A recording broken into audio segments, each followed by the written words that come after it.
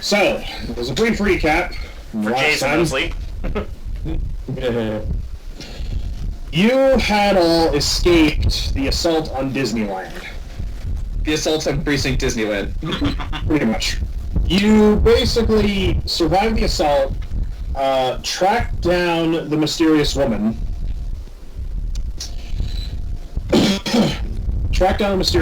and found out that the scientist Vitruvius not only was the one that killed Roger Rabbit, but he was the one who helped her escape with her boyfriend, Daedalus, from the restaurant.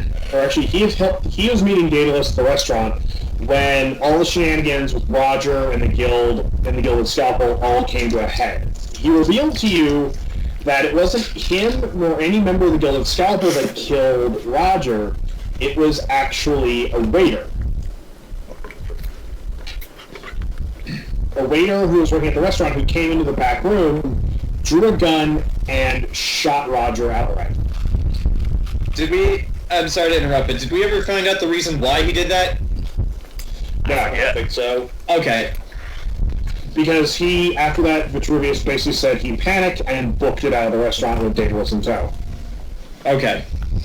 They ran back to Vitruvius's apartment, which was the crack house that you guys started out the game in. Got his few things, and then the two of them took off in separate directions to make it look like they weren't being followed. Or make it harder to follow. That was, at that point, that was when you guys...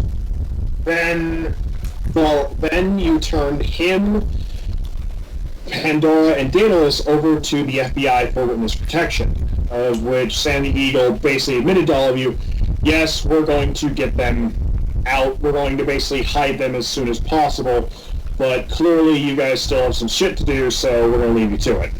It was that point that, analyzing Roger's tapes, you had listening to his recording, his voicemail. It's good today. It's okay. We're all like that. Listening to his voicemail, you found out that a number of people called him. One being Mickey Mouse, basically asking if he still wanted the lunch. Jessica saying we're going to pick up milk.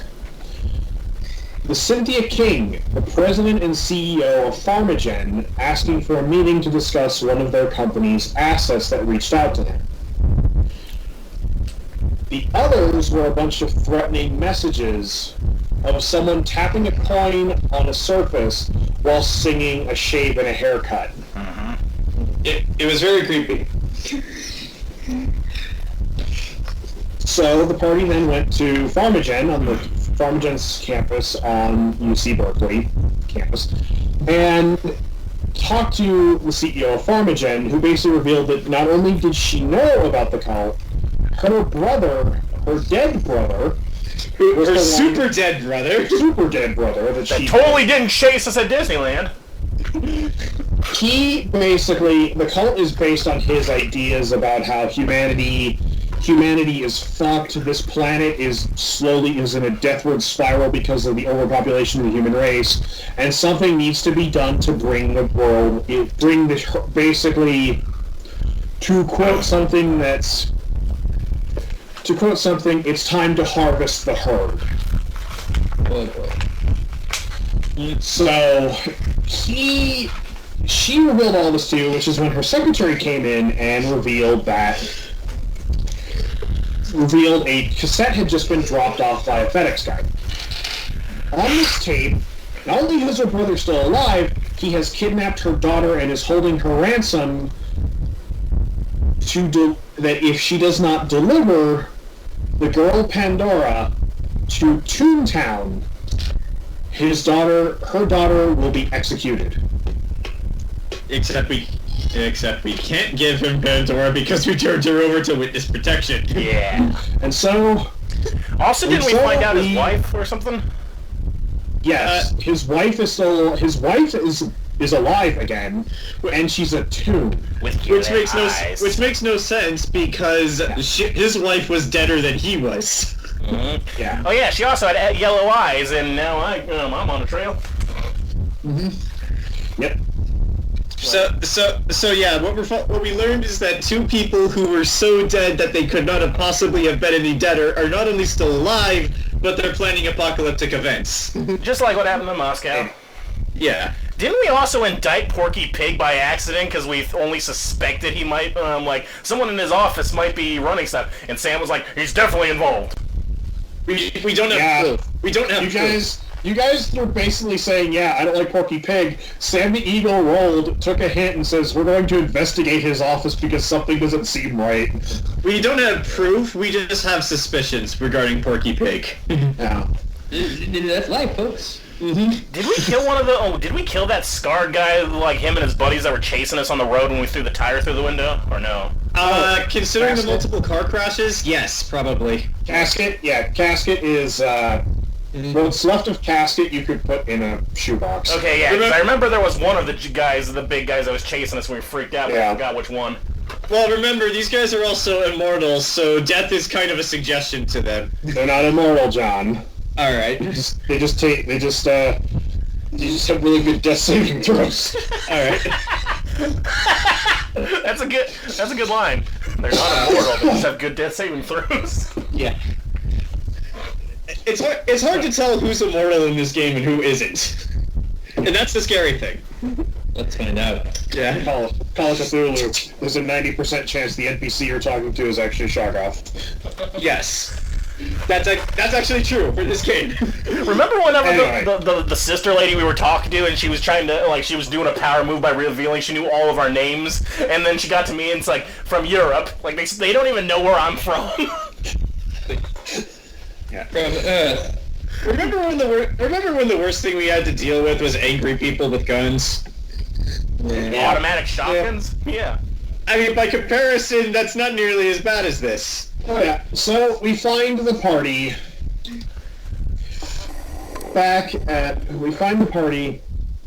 standing in the office of Cynthia King, the CEO of Pharmagen, after the tape has just finished playing. Well, I am going to quote Geralt of Rivia and just say aloud, fuck.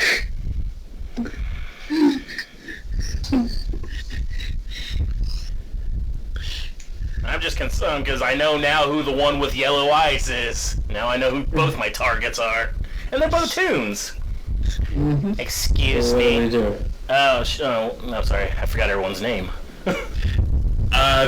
Actually, I got them written down. That's a good idea. That's a good idea. Let's, I'm gonna type mine in. You're Jack Napier, Ken is Boris, Mike is Cecil, and Jason's Otto. Okay, Otto. Okay. Excuse me, Cecil?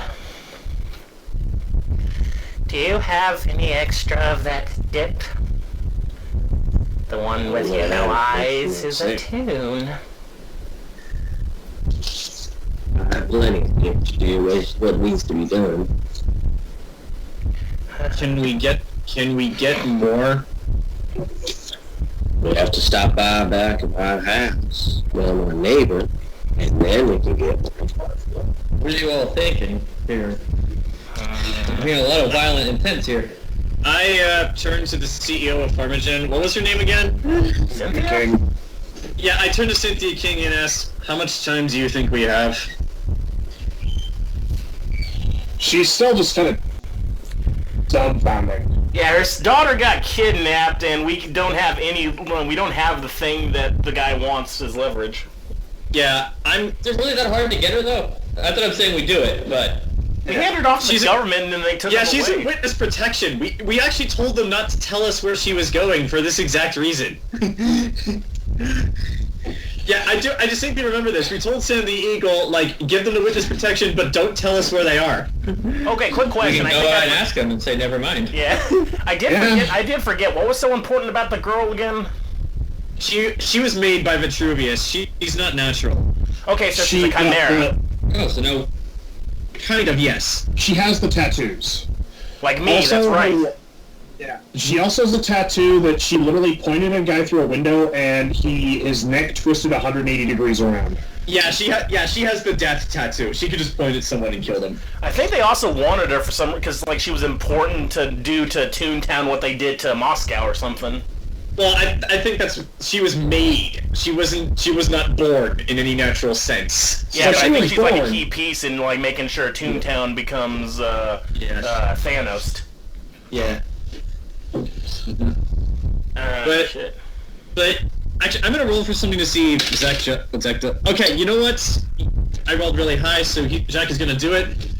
He's going to walk over to Cynthia King's desk and slam his hand on it and just go. It's like, focus. How much time do you think we have?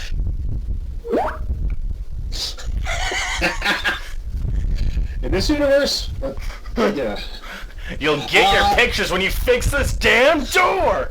I mean, the 60s Spider-Man has probably been a thing for years, so yeah, it's probably not hard to get pictures of Spider-Man. She goes, fine. See, probably 12 hours. Fuck. Cecil, where did you say we had to go to get more of this dip? Mike. You said you want to know the dip? Where would we have to go to get it? Well, I don't rightly know myself. How do you get it from Valentine? Fuck, what Where's happened he? to Valentine, yeah. Where's he? It was right next door to me. So, back in Los Angeles. Well, shit, where are we? We're in San Francisco. We ain't got time. Yeah, From Berkeley. this is Berkeley. We do not have time to drive back to Los Angeles. So what do we do? It's well, we can't give him Pandora. We don't know where she is. No, We'll find out. we made sure we didn't know where she was for this reason, and I do say that in It's just a character. phone call away, Jack. Can we call Valley and ask him to bring to us? Oh. That's not a bad idea. See, Let's just all Cecil, look you at have Cecil because he's probably the only one that has his number. Yeah, do you have his phone number?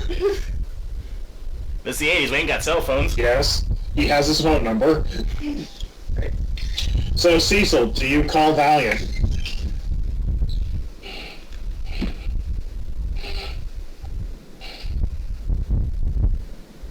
Are you gonna call him? You call Valiant, Mike?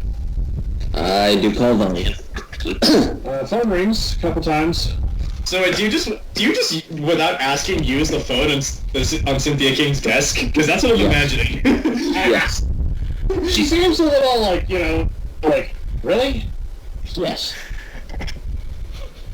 Actually, before you call him, what's in between us and Toontown, just geographically?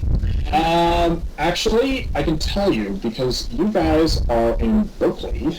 Yeah. Because yeah, like if he's gonna bring Dip to us, it might be easier just to have him meet us somewhere, like in between. Yeah. Like we meet, like two groups meet halfway.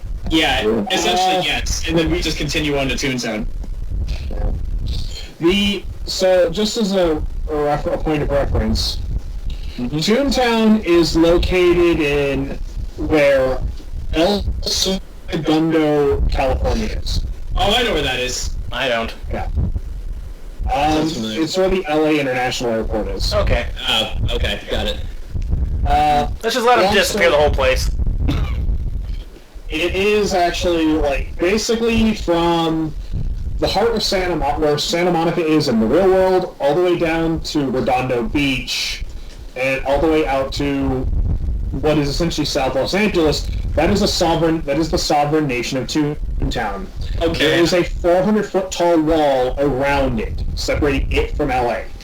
So conceivably, we could drive back to Los Angeles and get the dip from this guy Valiant before we go to Toontown. That's a waste of gas, though. Okay, out of character. I missed why we need the dip. Dip kills Toons. Okay. And be careful. Valentine's wifey is a Toon. And he Also, probably he's has made other out. Toon You buddies. weren't there for that. He's Gotcha, also gotcha. made out of ink stuff now. Like he Also- can shift his form.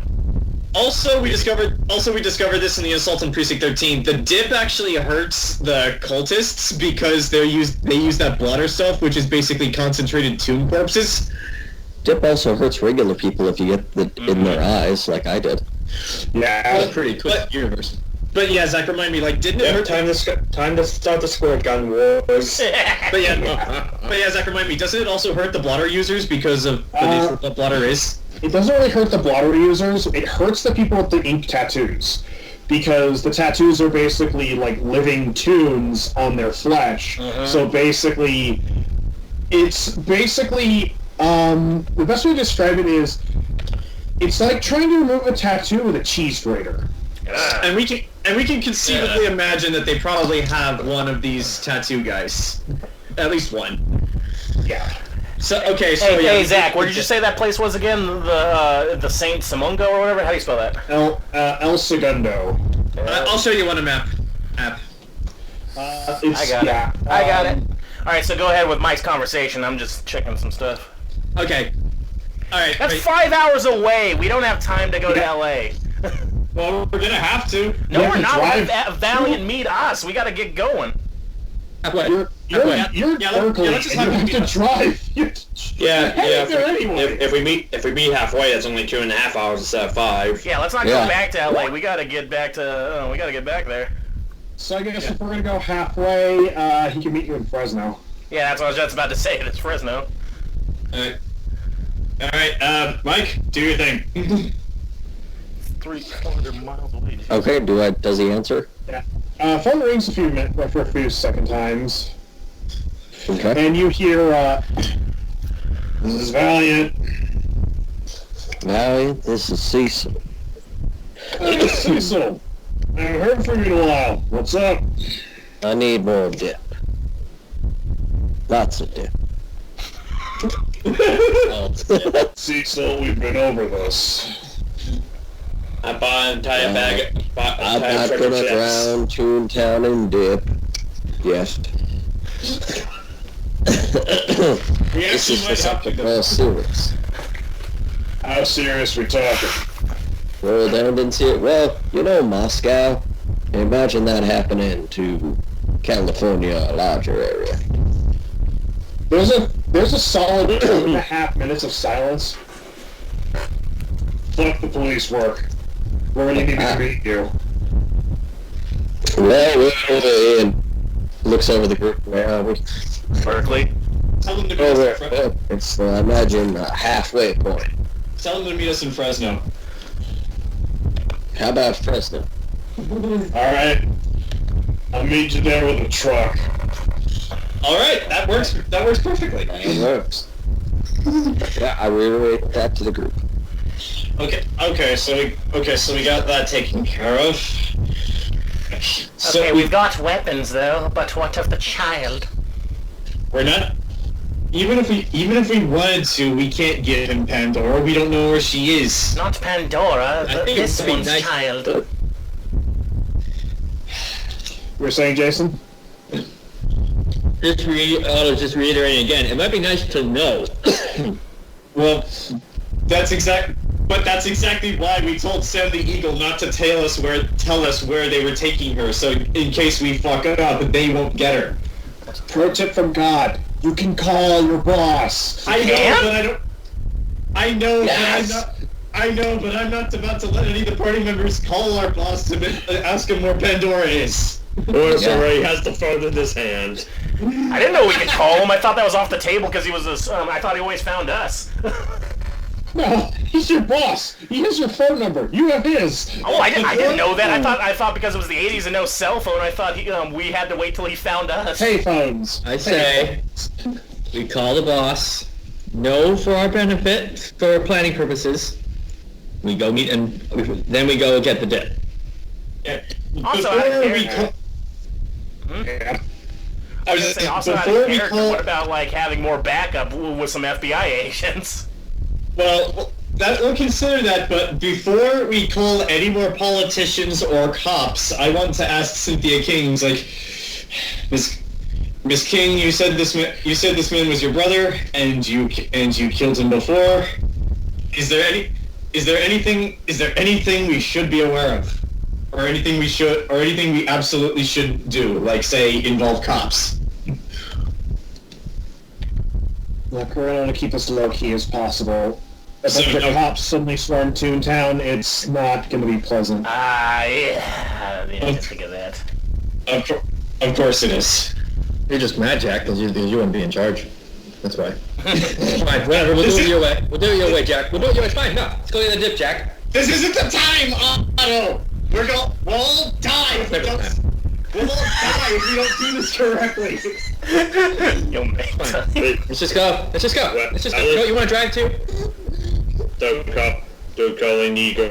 How is that better solution? Wouldn't we be trading one life for another? Also, Right. the life we're trading could potentially start Moscow 2.0. My intention is not to hand over this woman to my psychopath brother, if that even is him. It is. Oh, that's good, because she's in witness protection. Good, because look. Okay, if we're going to be doing this together, let me level with you. I know what he's probably planning to do, because he did this once before. In 1978 in Moscow. Because it worked. We're gonna need specifics, man. Look, I was not in Moscow. I was in Berlin at a conference at the time. Okay, brief history lesson for everyone here. We are the second generation Gilded Scalpel. We are technically the second people to inherit the organization. I was under the assumption that all of you were immortal. No, not. I mean, our first society was a collection of British and American scientists, and one German, who turned out to be a Nazi, but he's in a ditch somewhere. Presumably. Yeah. Look, back in the 1880s, back in the 1890s, around the turn of the century, with the Chicago World's Fair, the best of the brightest got together and said, hey, let's form a group of doctors. A group of internationally minded scientists. Of course.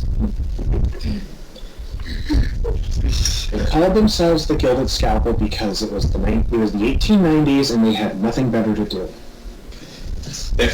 They were probably all drunk. You had men like Albert Landrigan, who was the foremost theoretical physicist of his time. You had... Hold on. I have their names. I have the original. Alright. Okay. Oh crap, did I delete that? Cynthia's going, oh crap, I forgot their names. Oh no! Let's just go home and forget about this, guys. Yeah, you know what? I bet if we just sleep, it'll all go away. Go back! Go back! Do we even need Toontown? What's it done for us lately? That's actually a good question. Will the world really miss Toontown? Yeah, let's let Red Star come back into the real world and then devour us all. It's fine. What, Mike? Exactly. What has Toontown done for us lately? Oh, you're saying that in character. Anyway, look, it was men like Albert Landrigan, Professor Hartwood, Dr. West, people of great scientific progress. And of course there was Randolph Carter, but he was more of an adventurer than anything else. Look, it was basically a men's club of who's who of scientists, and one or two tunes. Of course. Though that went sideways. Then came along my generation, my group. We inherited the titles. We took it from them. We took it from them because Landrigan disappeared. West went off the face of the earth. after something went wrong. Randolph Carter, no one has seen him since 1904. I know where he is, out of character. Hartwood went crazy after he came back from the Antarctic. Well, yeah, I mean, seeing Shoggoth will do that to you. Look, it's a long, complicated story, but the short story is, we inherited the title, and my brother had the vision to make us a global organization, insert ourselves alongside men and women of power to basically move the world in a direction towards progress, or process, or making the place a better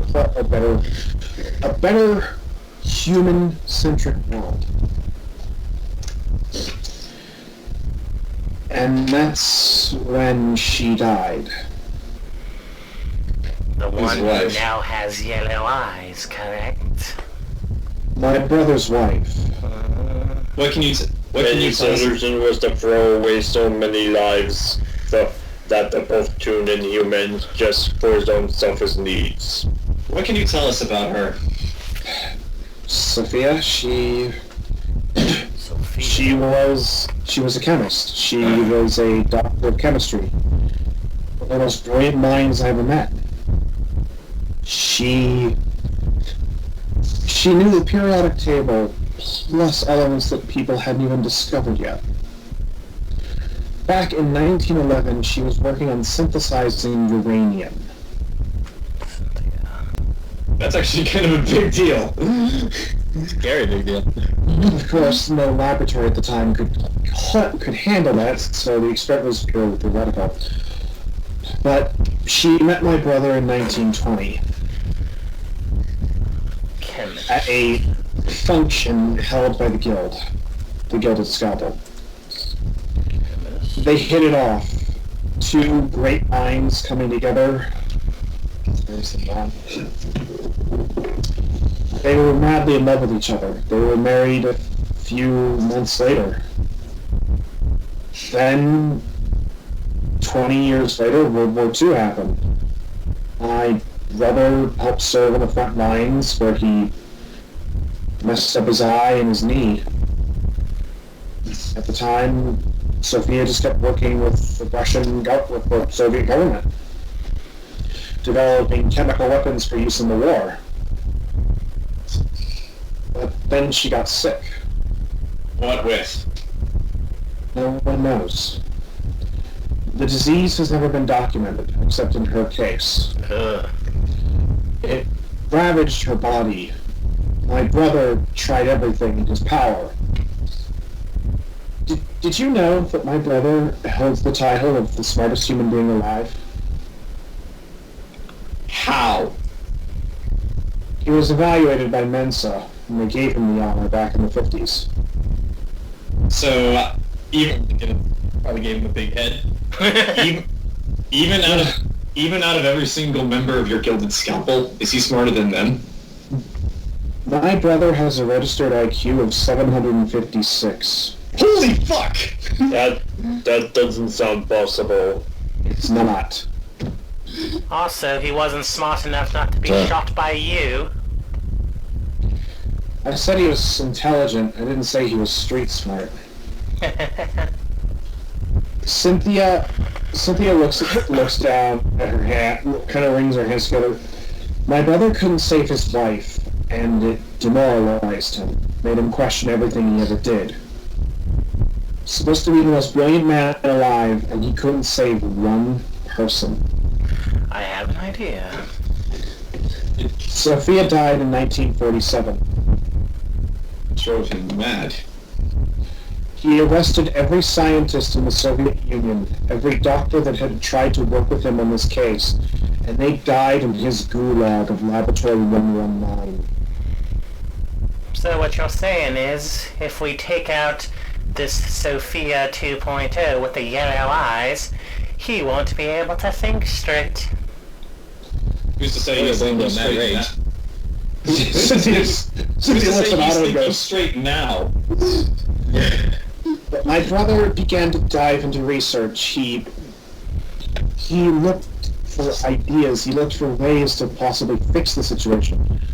West had pioneered reanimation, but of course, West Creations, well, he had an assistant. Dr. Gruber!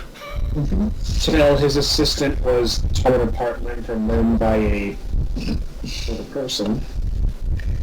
So we're not going to the third movie where he sold him out. Yeah. Irrelevant.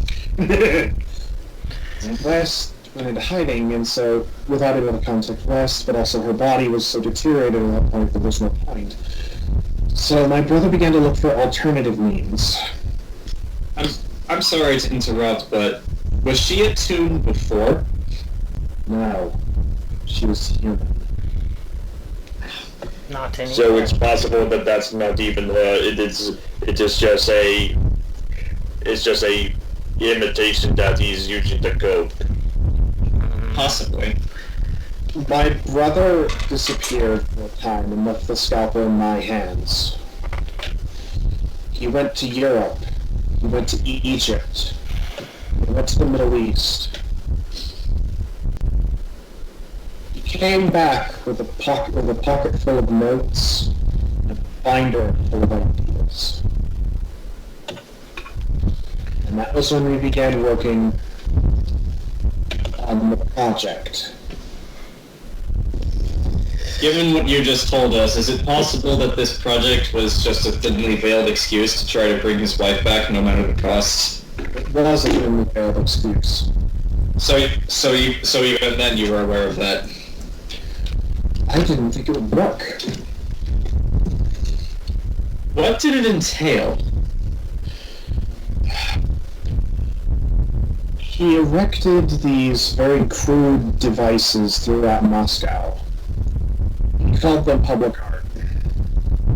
It's the 1970s, and the government didn't bother to ask questions because my brother was so important at the time. He said it was good for the moral fiber of Moscow. It's the markers. He then triangulated a centralized point between the seven beacons, which in this case happened to be party headquarters. Okay. Where he assembled over 500 tunes in a mass collection. The symbols and the seals and all that stuff he drew in that room, I don't remember them off the top of my head. I tried not to remember them because when I think about them I get a headache. But he drew them and then he recorded himself saying the chant and then began to play it over a loudspeaker in the room. At least that's what he told me what the intent was. But here's the thing. 500 tunes is only a good base. It's basically a starter kit. You need flesh. You need blood. Moscow was his flesh and blood. Our aging parents were his flesh and blood.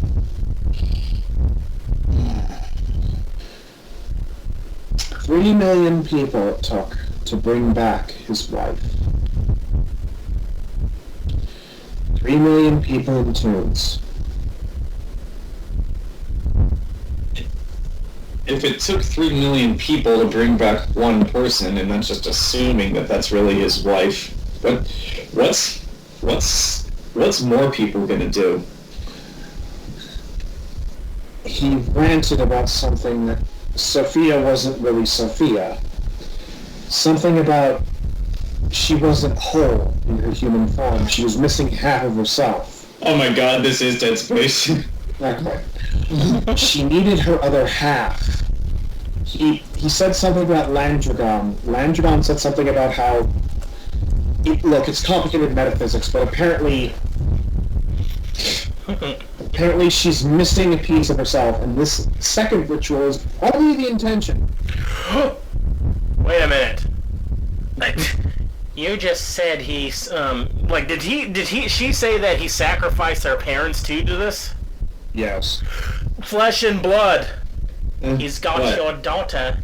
His flesh and blood. No. Flesh and blood in the sense that he needs a lot of flesh and a lot of blood. But it doesn't hurt now, does it, since he's mostly ink? Maybe, but even then, you need a conduit. You need something to make the transfer. Well, that's why they want the homunculus girl. Do we have a map of Toontown? Like, is there one readily available somewhere in this office? Yes. There's actually, like, it's basically on the wall, like, next to map of California, because Farmagen does a lot of work with Toontown. You guys know this. And Farmagen Okay. is the Guild of Scalpel, and all these guys are the broken toys. Let's get some cult resources here.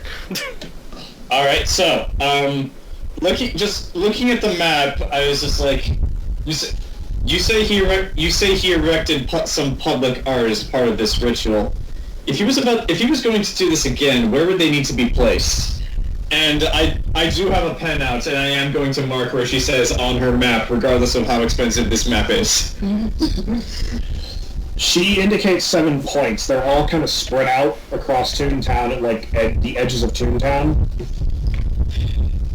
This is going to be a problem. How many of these at minimum do you think need to go for the ritual not to function? 1. So we just need to destroy one of these. But we've also have to get that girl out of his hands. And say we run a little behind and things start, heating up and we destroy one of them, there's not going to be some kind of feedback, is there? Only the person making the ritual. Oh, okay then. Okay, so I'll do it. I believe... I'll do it. Wait, what am I saying? She goes, look, I believe last time this happened, my brother used himself as the conduit. But he can't this time, for whatever reason. That's probably why he needed Pandora. Look, for all the faults that we've committed, all the sins we have committed, Pandora was made to combat my brother, to combat the cult he left in his wake while he was alive. Pandora has a myriad of gifts and talents. Of course, we are aware. She has the 3 sacred, she has the 3. The Hangman, which allows her to, kill anyone within 500 yards. We've seen her use it. She has...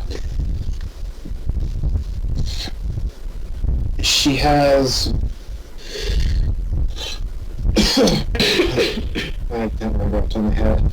Give us a... Hold on, give me a second to look up her character sheet. I don't have a character sheet for Pandora. Oh, you don't? She has the owl, which allows her to memorize everything she sees. Oh, that could be deadly. Everything she witnesses and sees is perfectly memorized in her head. And then there's, of course, her namesake. Yes. Pandora has the ability to gift things to people. She can receive. She was meant to be able to... She was a prototype to be able to create, to mass create others like her. She can gift people with the inkling tattoos. Fuck! Was she So, there when possibly- that happened then? No. Okay. She was a prototype, because if we could have her on our side and find viable candidates and gift them with preternatural powers, we could quell this cult before it became a real threat. My eyes instantly turned to... What's your character's name, Grant? Gregory. Instantly turned back over to Gregory. Only problem is that we couldn't run that final test. because Vitruvius got a hair up his ass. What was that final test? We were going to have her gift someone. But more importantly, have her take away a tattoo and gift it to someone else. Oh. However, we believe that my brother's intention, if this is the case, and he wants her specifically, she will be his conduit, and then she can gift the other half to his wife. Okay. Alright, okay, so... They want her to grab the soul out of this damn ritual, and here you go, pass it off. Okay, so let's fully analyze our situation here. We have Toontown, which is surrounded in pieces of modern art that will do a dark ritual, basically, and we have a hostage trade-off situation wherein we don't have our end of the bargain. So... Jack! We could, but Cynthia King clearly is not too keen on trading her either. So... Did they say in the videotape exactly where they wanted to exchange the kid? Did they? You can replay the videotape. I don't wanna. I'll do it. Example, modern art. Yeah. That man that Okay. ate that banana is a hero. You can't tell me otherwise. Alright, I'll replay the tape.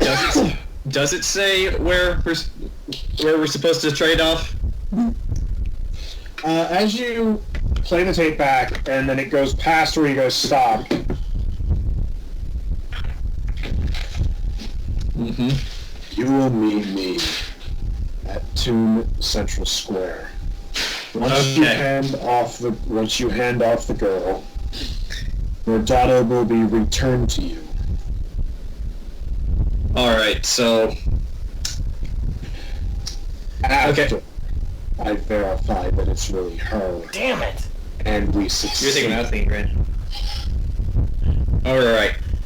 Yeah, well, I So- was thinking what you were thinking. John, I need you to, as you're watching this tape, Uh-oh. I need you to roll. For sanity? Now, Alright. where's the investigation going? I have spot hidden.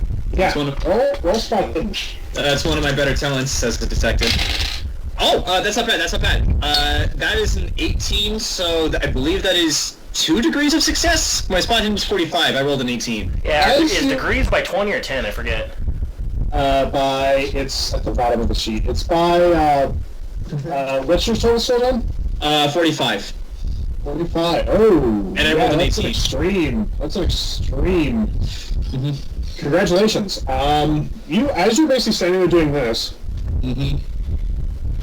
Yeah. back and forth through this one area, you pause because you pause the tape, and it's frozen in a frame where you see one of the people in the background kind of doing this, Yeah.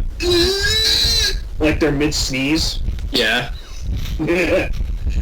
Back to the left. Back. Back and to the left. Back. You see. You actually see a sign Huh? behind one of the people in the frozen image. Using the zoom function on the remote, because this is the 80s, Oh right, they do have those. you can make out the words. You can see part of the word that you presume to be the word Toontown, but then beneath that you see a couple other words. You see dry dock and storage, warehouse, and the number is hidden by a barrel. I call over Cynthia King. He's like, Miss King, do you have any idea where this might be? I pointed out to her. She looks at that, and then she walks over to the map, and she points at an area on the map of Toontown that is. Hold on, let me pull up my map of California.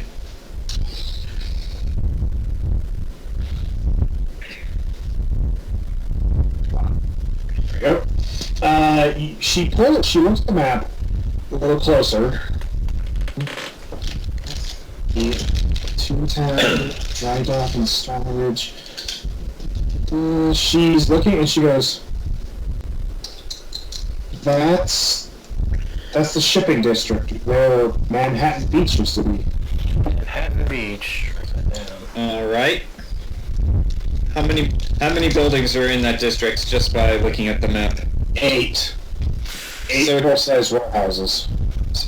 So it could be any one of those. Well, I'm gonna have her roll spot hidden as well. She actually has it. She doesn't, so she's gonna have to roll really hard to see if she can help me with this. Anybody else want to look at the video? Roll spot hidden? Sure. Absolutely. Yeah, that Jack will show me up. I want to see what Jayson gets here. Yeah, she's just kind of... Oh, no. Yeah, I was behind as well.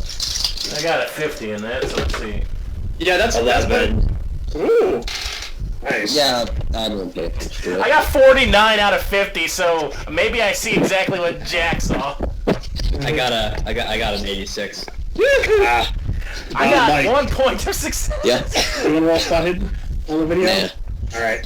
49 out of Boris. 50. We're just thinking of ways to dip Toontown as a whole. Which we're gonna Spin have it to this do. way. We're gonna have to If do that. only I can invent a dip nuke. We can call it. Ah, Oh wait. so the Toonkin. I do, This is my new if you invention, will. the Dipinator. You, Boris, as you're looking at the video, you actually kind of take the remote from Jack, who's just kind of like, do this, and you click a few frames ahead. I'll give it to him. You basically slide the like, you do the zoom a little bit further as everyone's kind of crowded on this TV, except for Cecil, who's lost in his dreams of genocide. Modern technology sure is fascinating. And as you're shifting over in the frames, you actually see a Pharmagen box. A very specifically shaped Pharmagen shipping crate. That says, on its label, Penicillin Type 3.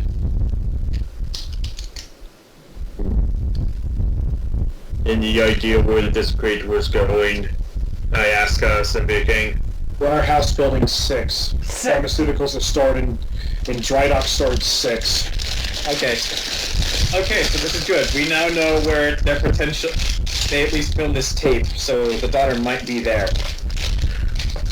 Okay, what if what we did is we pretended, okay, we call them up and we have them go toward, and then while they're en route to the, to go see, they might leave the kid behind or they might take her with it, so we could either get the kid while they're going to town square, or we could hit them while they're in transit.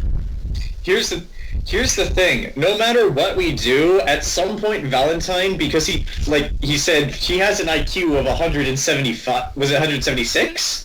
156. Something. Yeah, he has an IQ of 156, so at some... Yeah, 756? Yes. Okay, yeah, this guy has an IQ of 756, so at some point, he's going to find out that we're duping him. Yeah, So- but we gotta get that kid. Like, we can't be assholes about this and just kill her. Also, in the tape he did say, after we confirm it's her, Damn it. and we are able to succeed, then we will hand over the kid. But if we pretend we're doing the town square, at least it'll get some of his forces to go pick up Cynthia, and while they're gone, there'll be less forces to get into that warehouse. Okay, so we need to do 3 things. We need to... someone... It's probably going to have to be Cynthia because the tape was addressed to her. Mm-hmm. Cynthia's going to have to go to town square to draw her brother away. Someone is going to have to destroy one of those pieces of modern art so that the ritual won't work, just in case we fail, which we probably will. And someone needs to get the daughter. Who's the John, sneakiest look out at of the them? map again. I'm looking at... I'm looking at the map. Like, I just imagine I've been looking at the map while I've been saying all of this. As you look at the map, you notice where Cynthia told you where they'd probably put one of the markers? Yeah? It was in Warehouse 1. So right in the same area. I lagged for a second. In Warehouse what? 1. So they're not far from each other. That one, anyway. Well, the warehouses are huge, so Oh, of the course. distance between Warehouse 1 and Warehouse 6 is about a mile. That's still considerably less than anywhere else.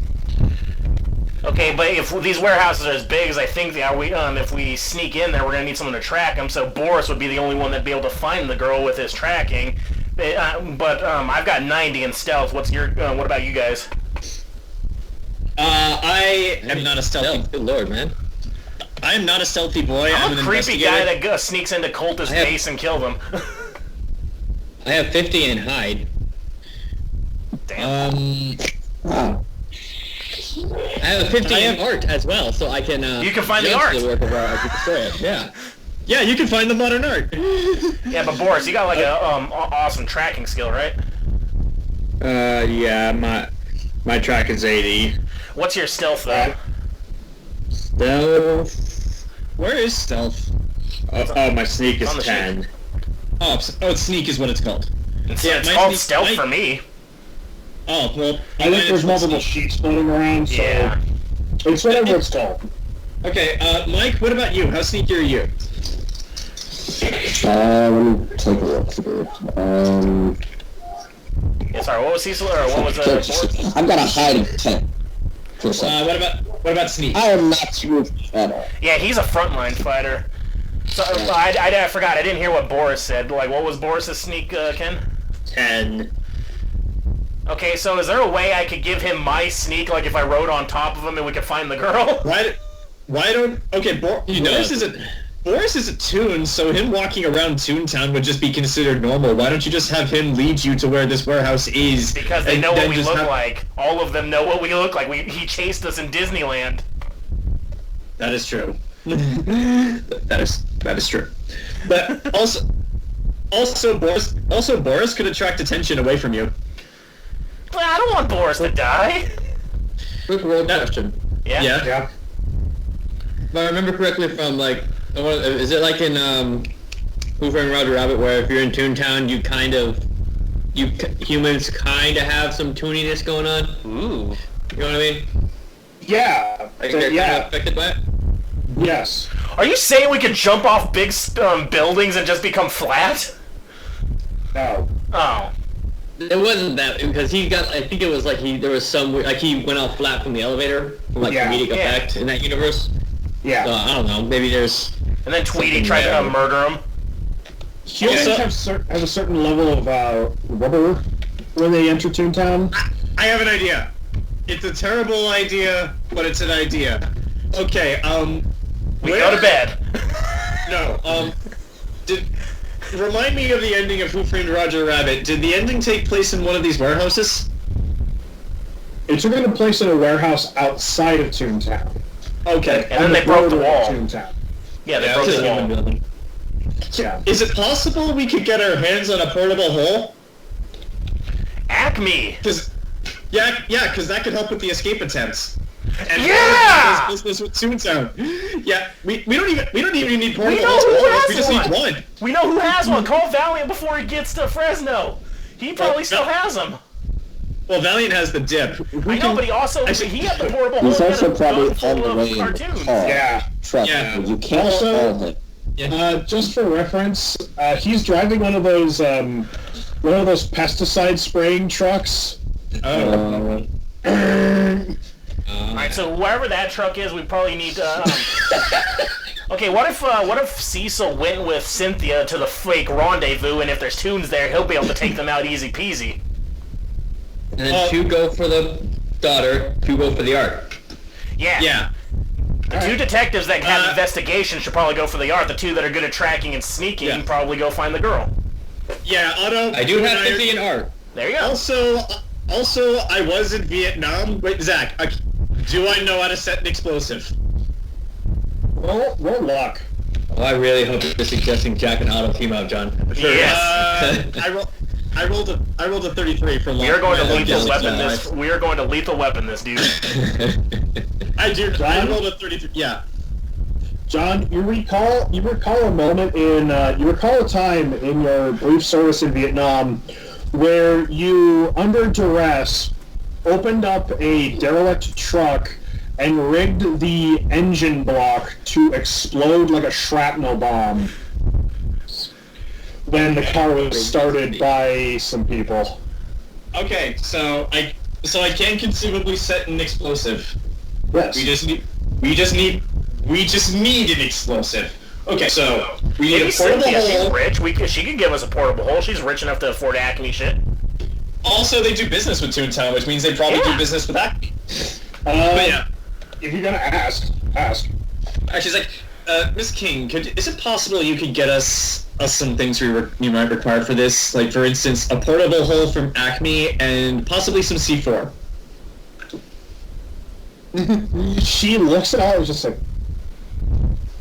you know what? Fuck it. Desperate times call for desperate fucking times. Invisible ink! Like Bugs Bunny, you paint yourself invisible ink and he becomes invisible. Doesn't work like that. Shit. That is just special effects, friend. Damn it! I thought I was onto something there. You see her press a button on the intercom? Miss Jones, could you bring up how many do you need? How many? C4 or portable holes? Portable holes. How many of those do you think we need? Team? Yeah, get like at least a couple for each team if they're not unwieldy. Okay, like if we can get 3 for each team, let's do that. How many do you have? Yeah, how many can you get? Bring 6. That'll do. And is it possible to get your hands on C4 or like any kind of timed or remotely detonated explosive? I think they got a PMC with auto shotguns, so I think they could. She goes, one moment. You watch her reach over, grab her phone. You see her punch a number, followed by several more digits. Hello, yes. R&D. I'll hold. Wait, can their R&D department get us more weapons, just in case? I wouldn't be opposed to a handgun upgrade. You got Desert Eagle? She goes, Riley? Yes, it's Cynthia. Yes. Oh, yes, could you... Yes, it's a situation blue. Yes, Of course I have a code for this. We need 4 birthday presents.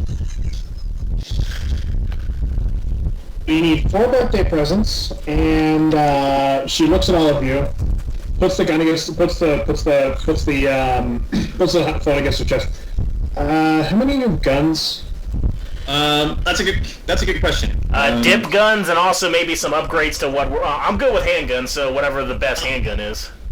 What do you have? Yeah, I think I'll have 9. I have a 9mm handgun. I don't know what my handgun is. It just says. Yeah, you have a 9mm. Standard is your 9mm. Yeah, mine does 1d10 damage, so whatever can get more, and some dip guns. She goes, and bless you. And we need 1, 2, 3, 6. We need 6 Pez dispensers. Okay. It's probably it's probably code. And you hear this thing go. Yes, it's that serious. And then the only words you hear coming through her headset are, "Ma'am, you do realize that me handing you those is technically speaking illegal." Hand them to us. Yes, I know, but desperate times, Riley. Desperate times. She hangs up. About 20 minutes later, you see somebody dressed in like a lab, like, dressed up in, like, a fine... You see this coyote walk in, dressed in, like, a really fancy suit and, like, a yellow tie. As he drops off, he hands over a couple of packages, looks at all of you and just kind of goes, I was never here? You don't know me, I don't know you. Don't worry, we won't say a thing. Is it just Wile E. Coyote? Yes. I enjoyed your shows the best. Why, thank you. Thank you. And he walks off. Alright. Okay, so, Grant and Ken are going to get the girl. Presumably. Me and Jayson... Yeah, me and Jayson are going to get the piece of modern art.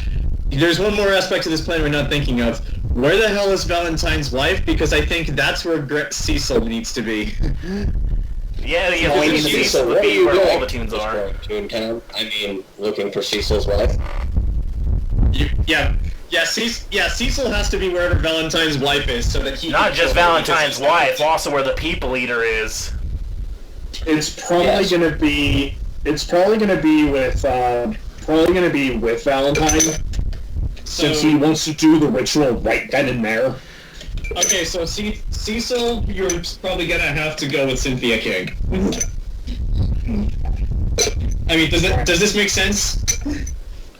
If he's going to, would he be at the center because that'd be the center of all the pillars? Yeah.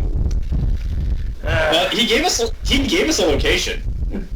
Okay, but if they go there to do that and we take out that stuff, and then we'd have to hurt Book in order to help him, because then he'd be on his own facing the People Eater, Valiant, and the Yellow-Eyed one.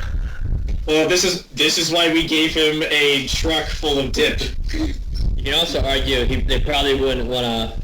That might actually be one of the safer spots with Cynthia, because Cynthia's his lead to the girl. But that's why we should all have a dip gun just in case, because if maybe they spread their forces. Well, we did just get packages delivered to us. Let's see what they are. Cynthia opens up the one box, and she pulls out 4 bricks of industrial military-grade C4. Okay, do any of us have a backpack? I do. No. C4 is good, but when are they going to invent C5? Never. Okay, so on the way to Fresno, we need to buy a backpack, just for the sake of... Yeah. Okay, so... No, I do not have a backpack. I have green combat pants with lots of pockets. I don't think your pockets can hold 4 bricks of C4. Probably not. I've also got a first aid kit that I didn't know I had.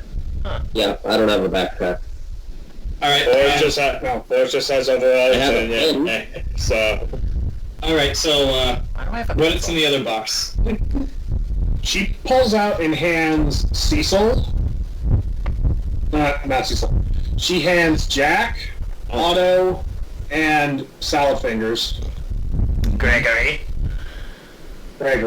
Salad Fingers. And Gregory 2 clips each of rounds for a 9mm. Alright, I'll take those. I assume those are the best dispensers. She looks to you and says, these are a special type of bullet. Please tell me they're dip bullets. They're Toon bullets. Yes! Manufactured in Toontown. Alright, so we got Toon killing bullets. Let's hope they kill Toons and they don't just do comedic shit. No, they are bullets specifically built to incapacitate and eliminate Toons. You know, the thing that we found that killed Roger? Yeah. What type of guns are the bullets through? Handgun? 9mm handgun. Yeah, they use minis. Considering I have a 90 in handgun. Hey, me too! Yeah. I Okay. specialize. Okay, so just to reiterate before we actually do it, here's the plan. Boris and Gregory will break into the warehouse where the daughter is being kept using the portable holes and then get her out. We need a beeper, though. We need a beeper in order for them to say, okay, we've called them and now they're leaving. Like with Cynthia, we need a beeper. A pager, I mean, pager. Pagers existed in the 80s, right, Zach? Yeah, pagers should not be too hard to get. Wait, were those 80s or 90s? Hey, Zach. Zach's talking to someone else. Oh, sorry. But yeah, just Googling it. Oh, okay, Jayson will find it. But yeah, so... but yeah, you two will... What's that look? I think we're just gonna have to look when they were popular because it says it was invented in 1921. What? The pager was invented in 1921, I guess. Yeah, so they have pagers. Pagers were in 21? How'd that happen? Got really popular in the early 90s. They got really popular in the early 90s. But they supposedly do exist in the 80s. Okay, that's good to know. Yeah. Really? 1920s? Alright.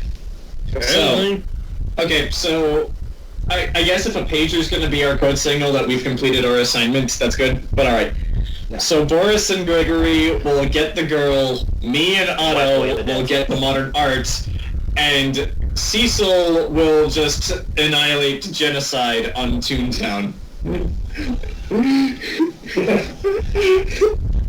Gonna dip some bitches. I mean, it's probably not good that we're leaving Cecil unsupervised, but I don't really see any other option here. If his wife isn't soon, Cecil's the one who can absolutely destroy her. Worst case scenario, he distracts him while we can escape. And we'll get back to help him. Also, I want to look at Cecil. I went... Cecil? After 40k, I'm kind of willing to leave you guys to die. Cecil, my friend, if you are facing not only the people eater, but the one with yellow eyes, make them suffer greatly.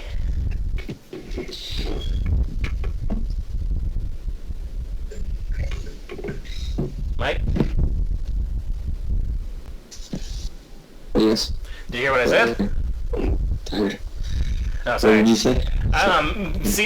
Gregory told you that if you're facing both the people eater and the one with yellow eyes, he says, make them suffer greatly, please. Oh, I'll play it too. Burn I'm gonna make it quick. burn out those yellow eyes, and burn out his toothy grin. Gregory says as he's clenching his fists. Make Exactly. I just realized part of our plan involving Cecil is to burn down a city, but this time with acid instead of fire. Hey, we're going with our group special. We're going back to our roots. Yeah, we're going back to when Nala spat acid in those people's faces and killed all the firemen. Yeah, that's exactly what Mike's gonna be doing. You know what? The more I think about it, the more I think Brian was just fucking around while we were trying to play. Oh, he was. Absolutely, he was. He gave up. Okay. Okay. Are we all clear on what we're doing? Is there anything else we think we might need? More than one vehicle, I guess, after we get to Fresno, see if we're gonna be splitting off. We all came here. Wait, how did we all get here? In a car? No, it was a van. Because remember we threw the tire through the window. What? Oh yeah, I'm trying to remember whose car we drove. It was a big van that we got from Rat Fink. It's all armored, remember? Oh yes, it's the fly-by-night van. And it's armed. It's got it's bulletproof and stuff. Van by night. Yeah, also, we're missing a tire. We're missing a spare tire. All right, so I think we'll just have to drive back in the van by night and then split up once we get to Toontown. How many of her PMC of the scalpel people is she gonna bring? Cynthia. Cynthia is going to bring at least 4. She's bringing 4 people. 4 people armed with barrel fed, with those chamber fed. I can't remember the name. Long story short, they're tactical shotguns that are barrel fed. Oh, I know what you're talking about. Yeah. That sounds awesome. And 2 tunes. All of them are wearing tactical gear, so you can't really make them out. Only thing you know about one of the tunes is the tune appears to be like probably a minotaur or something. Cool. and the other one appears to be a duck. Cool. Okay. Let's quack some people up. Also, a quick question: did we ever tell her what we saw her brother do at Disneyland? Now that we know for sure it was him, you know, the whole melting thing and looking like other people. We know. Like, we saw him transform on the tape. Does she know? Did we tell her exactly what to expect? Yeah, she knows. Okay. Yeah, she. Also, even if she doesn't, Valentine's her brother, so she knows more about him than we do. Alright, so we know exactly where all these areas are going to be. How are you going to take down the tower if the C4 doesn't work?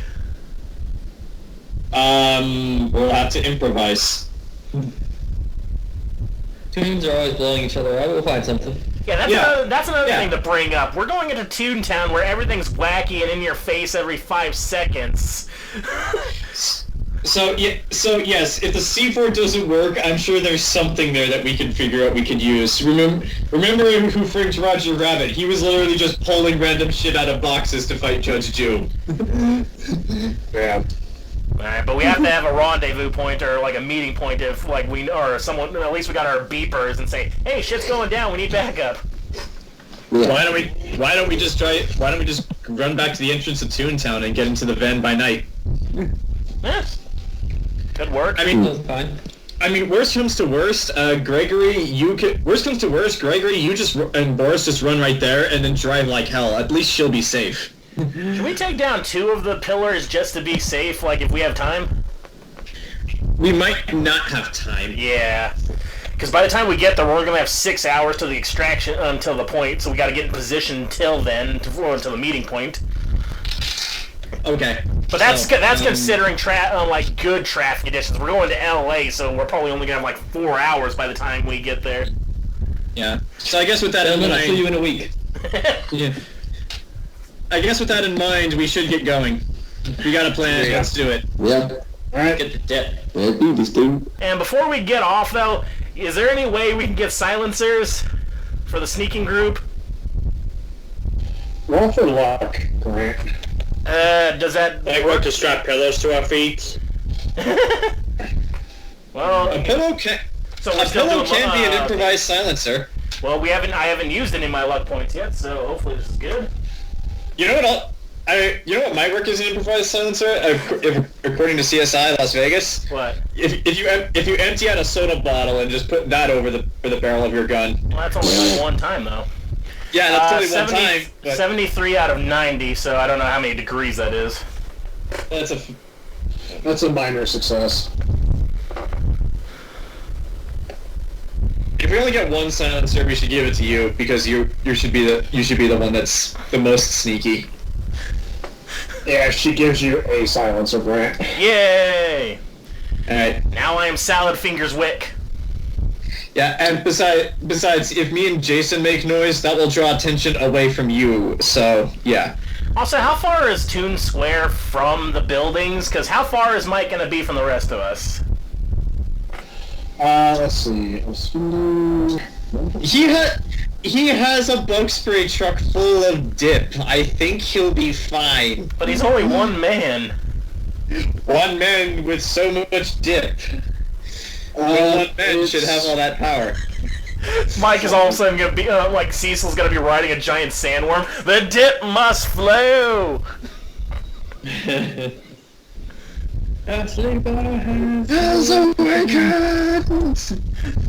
It's about 3 miles. So if we had So a conceivably truck, we get could there. run there.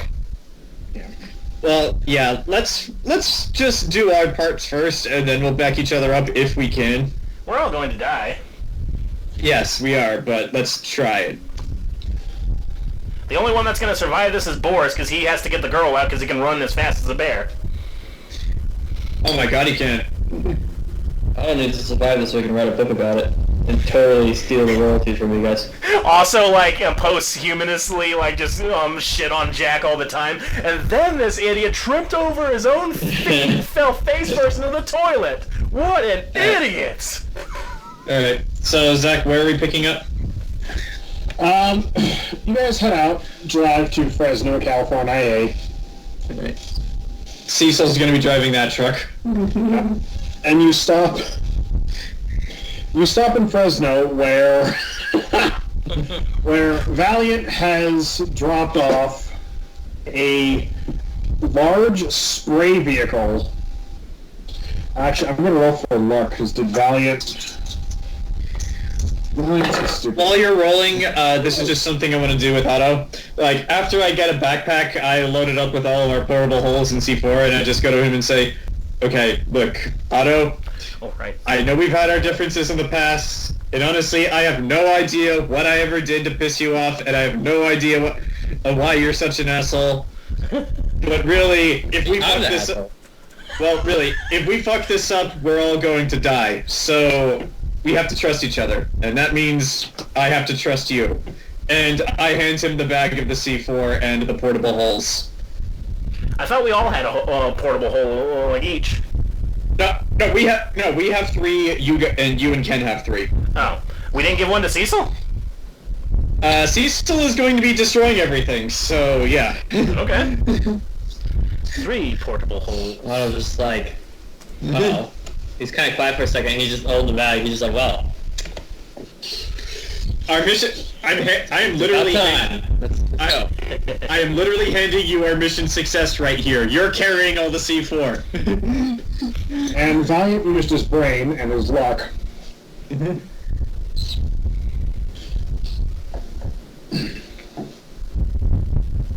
The pesticide spraying vehicle, Mike, that he has acquired for you, Ooh.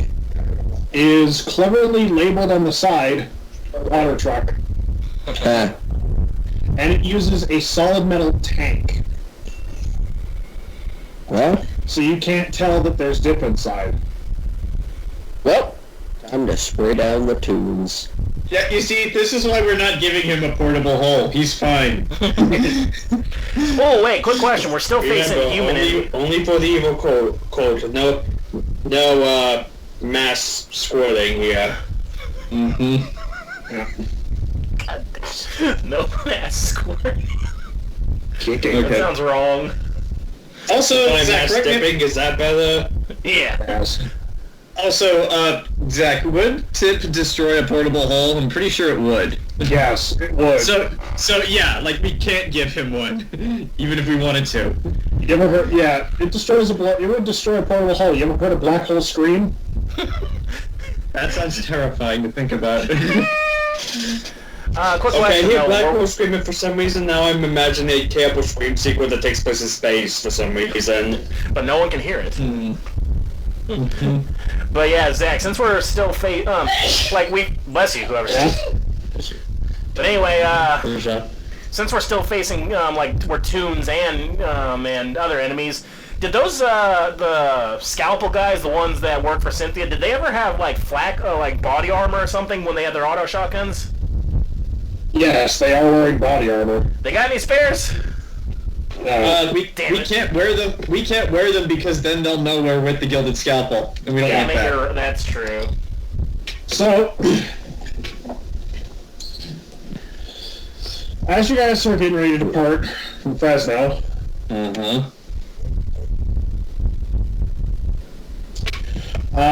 Detective Valiant hails a cab and... Actually, I'm gonna roll for something real quick. Uber does not exist yet. Yeah. That's it. No, that doesn't happen. That's Who's got the most charisma? charisma? Let's convince him to die with us. Why? Because... But as you all are getting ready, Cynthia hands each of you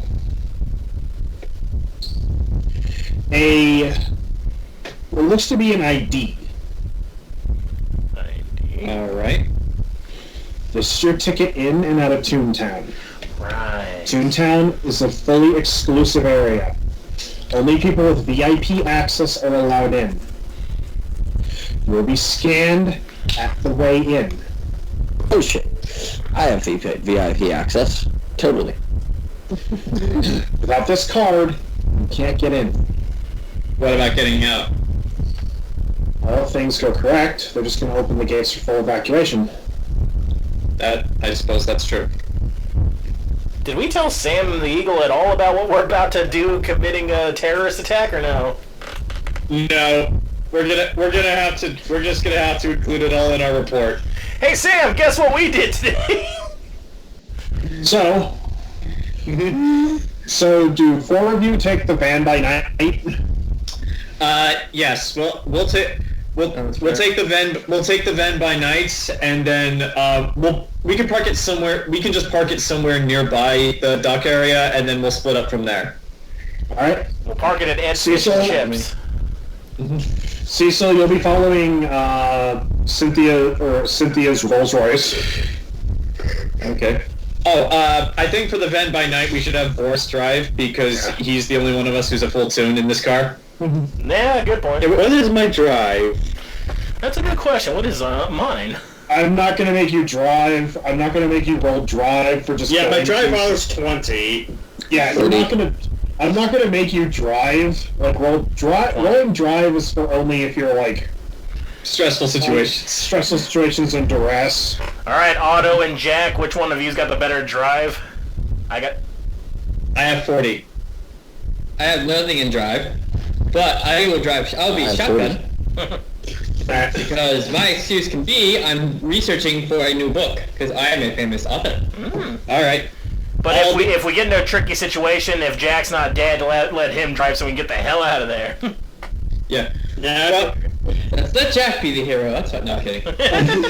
No, sounds good. That sounds good. All right. So a couple hours go by, and your vehicles process through the Toontown gate. Is this what kind of checkpoint is this? Is this like the U.S.-Mexico border where like there's just a line and then they question us for a little bit? Is this like an Israeli checkpoint where we're thoroughly searched? They actually let's do a little bit of role playing. We got some time. I'm imagining it's like the reservations in what's her name, Mercy Thompson novels where they just got gigantic walls. You pull up these walls and you see a sign that says, "Welcome to Toontown," in massive, like, gilded Art Deco font over this huge tunnel. Mm-hmm. And as Cynthia's vehicle pulls up, it gets through immediately. Mm-hmm. Your water truck pulls up, Cecil. Oh boy. And you see a human, surprisingly, in like full tactical, like he's basically dressed like a member of the U.S. Army, except he's wearing like all black, and you can see like the different like insignias and like buttons all kind of have like some Toon markings on it to denote that he's like from the sovereign nation of Toontown. And Mike, he says, "Multi-pass."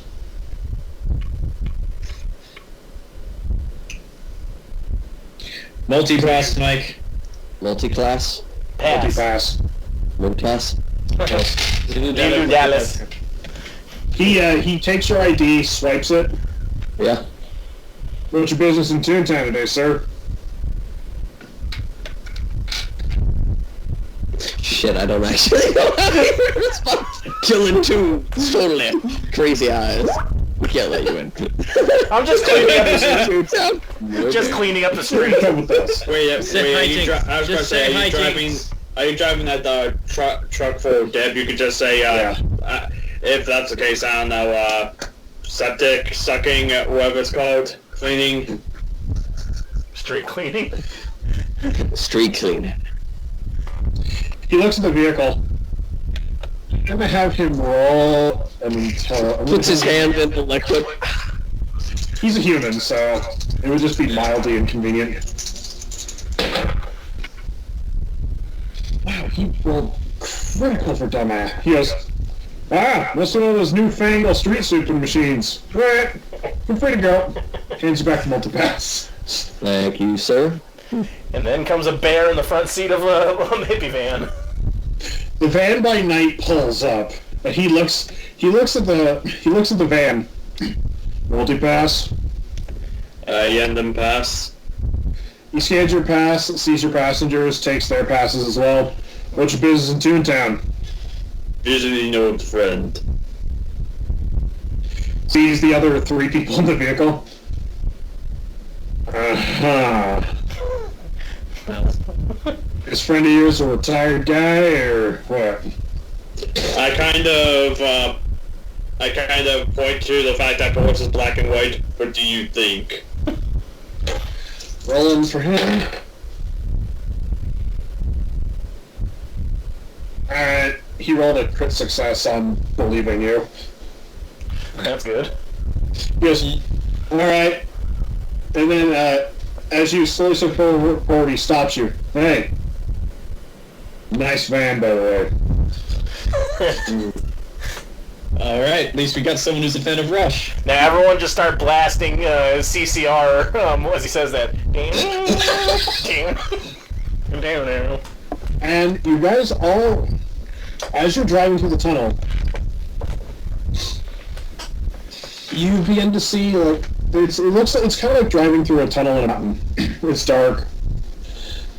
And you hear over the loudspeakers, "Welcome to the sovereign nation of Toontown. Please note that you are now technically entering a foreign nation within the United States of America. We have our own laws and bylaws. Please keep off the grass. Please use only designated drinking fountains.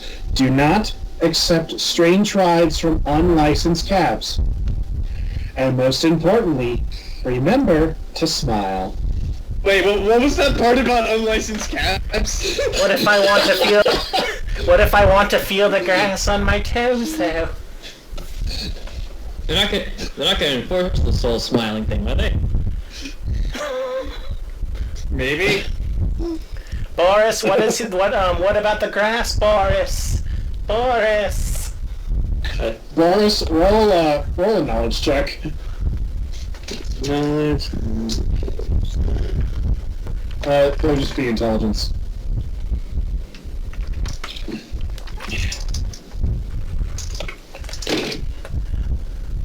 That's 6. Oh. Yeah, the smile thing is just sort of like it's kind of their way of saying have a nice day. It is just expression. Okay. Alright, good. But seriously, stay off the grass. Yeah, the whole smile thing's like an expression until Mark Hamill shows up, and then it's mandatory. Oh boy. We probably might want to stay off the grass, though, because it could be alive. Now I'm just picturing a Toon version of the Joker just running for office. Who knows? Hey, outside of the show, he might be a good politician. Yeah, he goes, "Listen, everybody, I'm just an actor." Trains will run on. No, just... Under my leadership, the trains will run on time right into City Hall. No, after the Batman animated series ends, the Joker goes and gets his law degree. Yeah. Now, if there's no other funny business in this courtroom... But I'm Jack Napier. You're both Jack Napier. Your Honor, my client is clearly not guilty. He is clearly insane! He hired me! Anyway, so at this point, the party diverges. Bye, Mike. Bye, Mike. I begin spraying dip everywhere. Oh god. I don't do that yet. Suddenly I'm doubting the validity of this plan. As you all are heading deeper into Toontown, as you both split your ways, Toontown is a very, from what you've heard and from the stories you've heard from, like, the story about Who Framed Roger Rabbit and all that, you're expecting, zany, wild place. This is an incredibly clean city. Like, you cannot see a single scrap of trash anywhere. The streets are, like... You've never seen streets that don't have potholes. There are no potholes. Every manhole cover is, like, polished and clean. Well, in LA, I guess that would be exactly how the government runs itself. If it's able to enforce this. Yeah, but the fact that it's also in the middle of LA, that's actually that's an impossibility right there. You see people, like, walking on the street, Toons and the Odd Human, like tunes just kind of like, as your cars drive by, they kind of just like cartoon birds flitter about. Question: are there any obvious tourists without me having to roll for a perception? No. Okay. In fact, as you guys, as Cecil, as you drive by, you notice as you drive past further in, you don't see anything that says like tourists or anything. Like, there doesn't appear to be a tourism board in this city. Oh. But as the van by night diverges to the warehouse district, even as you get... Yeah. I was just going to say, after we diverge, I say to the others, like, okay, I didn't want to say this while Cecil with us, because worst comes to worst, he might take the blame for most of this. But if this fails, I just want to warn you guys, we technically will be considered domestic terrorists. So let's not fuck this up. I just look at you incredulously like, I've kind of already been considered that. That's why the Eagle picked me up. First, guys, I have already not been able to get work in acting, so... I'm just warning you. We technically are... you and my coffee. Yeah, technically we are going to be committing domestic terrorism. I've been doing that. So, you, Jack, I'd rather have a life at this. You pull the van over. Something new for recovery. You parallel park. Lars is an excellent parallel parker. Who knew? No, he never passed that portion. Moscow disappeared before he took the test. Also, you notice the only thing that the street meters do here is denote parking spaces. There's no place to enter money. As if there is no paid parking on the street. Toontown's not as fun as the movies made it out to be. Well, it was a movie, remember? Yes, the most fun thing in life, meter maids. No, I'm thinking more along the lines of the funny meters, like, they always run out, and then the cop's like, oh yeah, of course you just put it in. It's like immediately just changes back and forth every time you look at it. But you park. To get to Warehouse 1, where the marker is, that's a few blocks away. To get to the other warehouse is another mile down there. But so what we'll do is we'll cut between the three groups. Right. Starting with... Actually, there was no initiative in Cthulhu. I guess it's up to DM's discretion then. Did Cynthia give us something like of her daughter that so Boris can know the scent? Yes, her stuffed bunny. Okay. Okay. Okay, so she's about probably 2.5, 3 feet tall. But it's still a couple of hours before the meeting, so we will start with...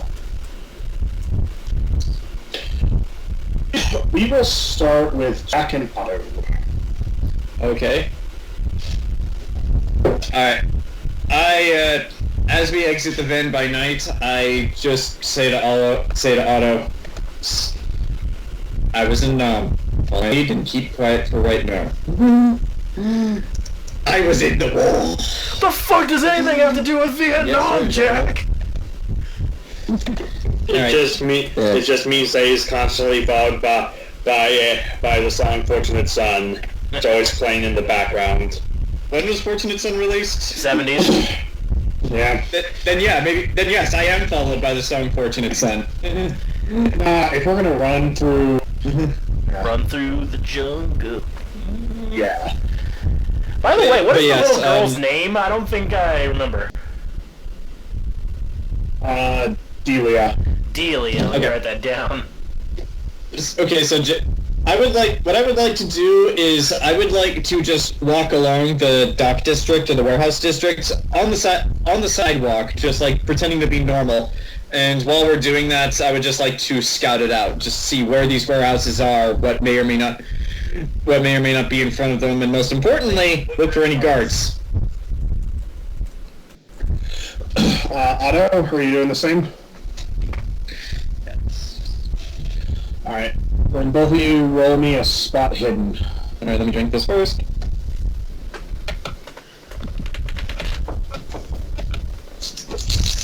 Please, where it counts.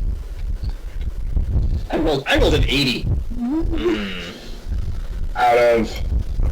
45. Yeah, I failed. I have nothing in spot hidden. So we both failed. Okay. Wait, So you both are, as you both are... how do I ever succeed in spot hidden at all? Just never? Well, isn't there a Spot base hidden percentage? is a 25. Spot hidden is a 25 in here. Oh, I gotcha. Alright, I'm tracking. So as you are... Yeah, everything's got a base stat.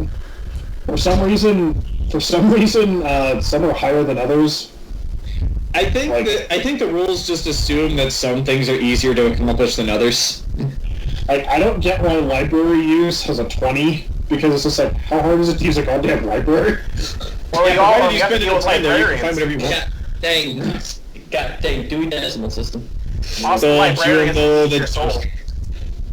Don't you know that Dewey Decimal System? But yeah, both of us fail, it seems. As you both are just kind of walking around, you know that, like, around, it's kind of like an atypical warehouse district. It's surrounded by a high wire fence. There's a gate. Gates open in and out. Appear to be a mechanism, but odd thing though, you don't see any people.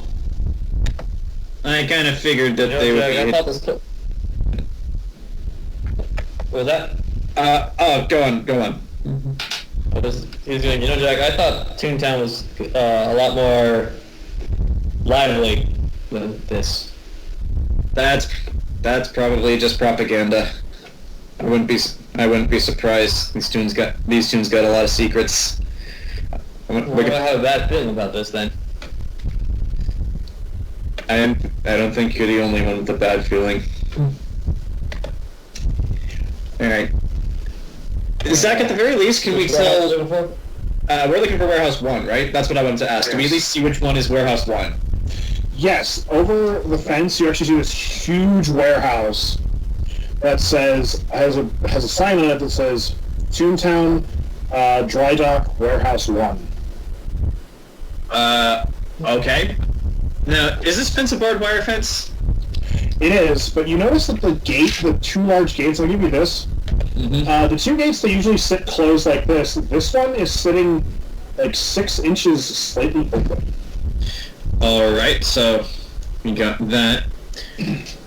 Do you see any guards? As well as we could in the roll? Roll, if you want to roll again, you can. Well, I'm going to, but I'm also going to tell Otto just to hold back a little bit because I have a gun. We all got guns. Oh, that's what I don't have... I have training in guns. That's a 6. That's I have a a 16. 50 in gun. Alright, so, Otto, you're still kind of like, the silence is kind of unsettling. Yeah. Jack, as you peek through the gate, you see a guy standing in front of the door to Warehouse 1. This one? You see 2 guards standing there. They don't look like guards. They look like plainclothes officers, but you can tell from this distance that they're both about 18 or 19? Yeah, they're definitely God's broken children. Oh, And as you're looking there, you can see, like, you're kind of obscured by some of, like, you know, they've got equipment and stuff. You can see them through the equipment, but as you look down, you notice why there's no official dry dock guards. They're dead. You see a guard laying at the foot of the gate with a hole the size of a goddamn watermelon where his heart should be. They didn't even bother to hide the bodies? Yeah. is like... Point that out to me, Jack. I pull back from the door and I say to Otto, is like, okay, we got a few teenagers described as guards, and they also appear to be very lazy. Like, they didn't even bother to hide the bodies. This should be easy. This should be easy. Bodies? What? Yeah, they killed the dock security and took their uniforms. Okay, so... Alright then, Okay, I have an idea. Lazy. Are they on patrol or are they just hanging out? They were just hanging out, right, Zach? Yeah, and you rolled well enough that I'll give you. You can kind of see from where they were standing in front of like the huge doors into the warehouse, like where a large vehicle would go in or out, and you see on the side entrances of this building, there's 3 or 4 smaller like they call man doors. They're basically for like employees to go in and out. Mm-hmm. 2 of them have additional guards. One towards the very back, closer to the ocean, does not. Okay, so is that... Wait, I'm sorry, was that another entrance to this warehouse? Yes, there's like several because of how big it is. Alright, good news is there's one unguarded entrance, and like I said, these teenagers appear to be very lazy. They're not even really guarding, they're just standing there. Just really just kind of hanging out. Like I said, they left the dead bodies there in the street as if they don't care that they're found out. We might be able to do this if we sneak around them. Failing that, I have a plan. And before that, is there like a corner somewhere nearby that's still in the civilian area that's secluded? Yes. I just want to show. I just want to take Otto aside for a minute so that we're not seen, and then show him how to arm the C4. Just in case. It's like, okay, worst comes to worst, I'll start shooting them and run in a different direction. This is C4, very very dangerous and explosive stuff. We've also got the portable holes, so walls should not be a problem for you. This is how you arm it. This is how you set it for. I'll let you decide how long it should be set for. You think you can understand that? I don't like your tone. I think this is crazy. Well, let's do it. If it's any consolation to you, I'll be being shot at, so I'll be in much more danger than you. Yeah, I'm preparing C4, but no, yeah. Okay, sounds good. Let's just get this over with. All right, so I lead Otto along the path as we sneak to that hidden entrance. All right, roll. While you're doing that, roll me a sneak or stealth. Or hide, whichever it is. Okay, I can do hide. Yeah. My sneak is 10, so I'll try.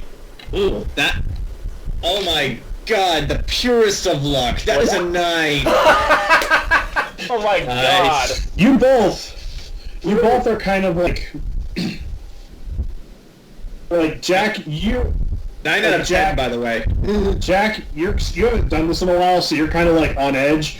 Otto is just sort of like silently gliding behind you. Alright. And like he's not even there. Okay, like you're navigating through this maze of crates and barrels and equipment left out. Can I see what the teenagers are doing? Yes, actually, as you both are walking past, you pass by a third guard. Man, why do you get stuck with this shit show? Shut up, Frank. I told you. We do this, we're going to get promotions. I want to be with the big show, man. I want to be like, where all this is crazy is going to go down. I want to see some real shit. This is real shit. We're guarding a goddamn sculpture. What the fuck is that to do with anything and being a part of this cult? Hey, and you see the third guy just kind of go, a third guy walks up and goes, hey, I only joined this because my parents don't love me. Your parents send you a Christmas card every year. They don't love me. He just keep going. Why do I get the feeling this cult is organized like the Bonsai Blasters? So it's a pyramid scheme. Yeah, exactly. It's a pyramid scheme disguised as a cult. I joined because we were going to Disneyland, and then we started killing people, man, and now it's too late to back out. Alright. Don't be a pussy, Carl. Of course it's a pyramid scheme. They're scamming you. That way you know it's a real cult. Yeah. But as you both get into position, we cut to Cecil. Oh. This is going to be bad. Huh? We cut to Cecil as you and Sorry, I Cynthia... was distracted. My roommate Jayson was like, we should make the, what was it, pork chops, pork chops, and I was like, we already made chicken, mac and cheese, fries, burgers. We have to finish what we already have. We can't make more. We're running out of room! I can make carnitas. I'm gonna make carnitas tonight. Yeah, we're making hamburgers. We are going to try to make pizza. As you and Cynthia, you both are waiting as Toon Square. Toon Central Square is basically this massive. It's this massive area of Toontown that's like just a bunch of memorials and park. It's like a huge park with a bunch of memorials. You see people like walking about, having a good time as the evening kind of wears on. All right.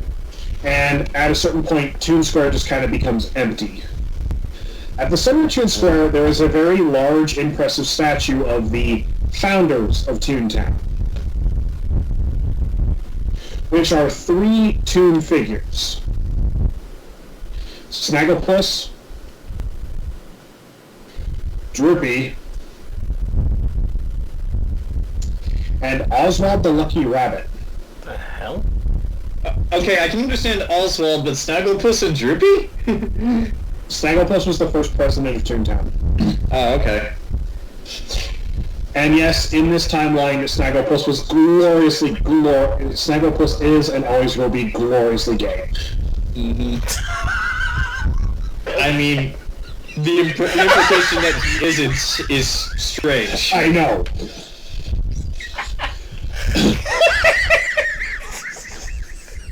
The way you said that. Like, we're talking like Freddie Mercury, Elton John making it on top of Liberace's piano.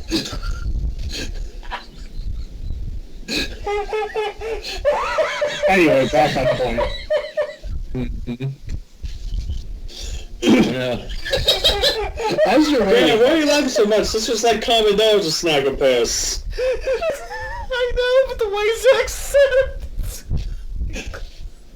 So Let's just continue on while we wait for him to calm down. And send it to the out of context. Let's just continue on. Yeah, I'm gonna mute myself. Sorry. anyway, How do you mute? as you're waiting while Jack is sneaking, and then we'll cut to Cecil. We'll cut to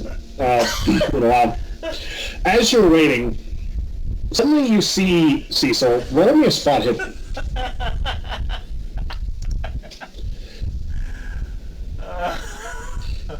Mike? Mike, roll me a spot hidden. He's gloriously gay. You're muted, by the way. Okay, so I have a spot in hand of 50, so that's good. Below 50. That's a 69. Nice. Ah! You're just kind of like as you're sitting there, you have propped up on the steering wheel how to operate water truck. So you don't see the 13 panel vans all kind of strategically positioning themselves around Toon Square. Nor the large U-Haul truck. Worst comes to worst, you can just plow through them. After about another 12 minutes of just reading through the manual, which, congratulations, you now know how to operate this vehicle. You look up and you see Just, you see somebody standing at the foot of the fountain. Alright.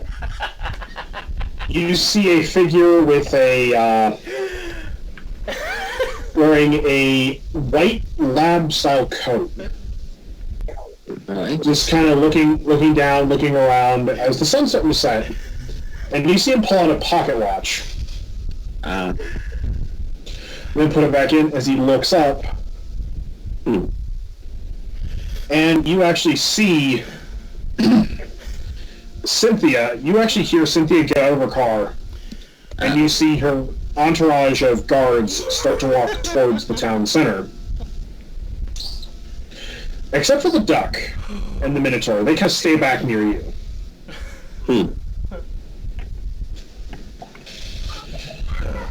Of which she slowly approaches as suddenly you see this pink-haired chick get out of a panel van, followed by a guy in a fur coat. As this weird blonde-looking guy, super tall, like just kind of like smarmy-looking guy. Yeah. Who's walking with this Toon woman.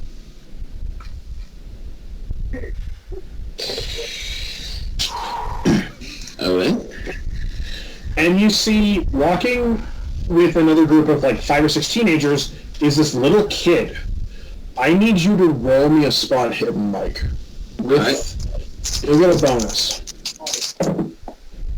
An 84 out of, well, 50.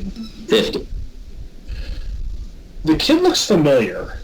It's kind of eating away at your brain because it's from a distance, but you're kind of like, this kid looks familiar. Evil kid, got it.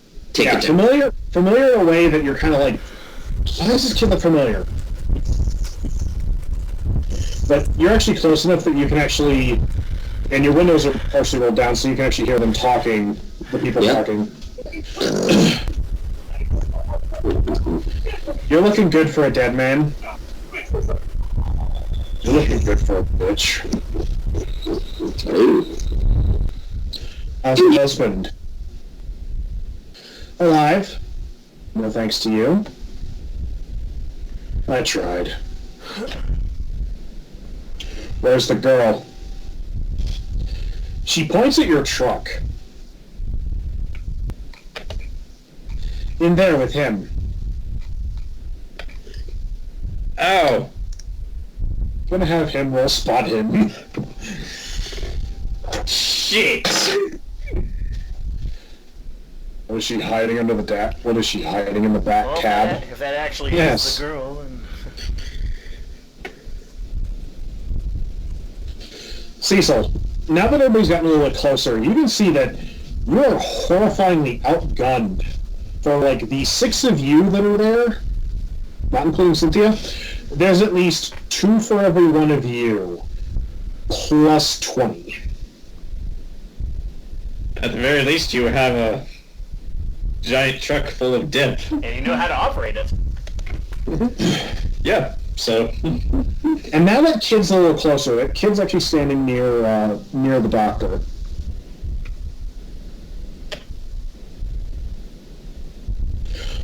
Roll me a... Now that he's closer, you have to roll for this. Mike, you've seen this kid before. Uh-oh. Evil kid. Back at that fateful day where your entire world turned upside down and turned into an absolute horrifying shit show, that is the kid that your former Toon partner wore as a skin suit. Is there a way to operate the cannon to shoot the kid?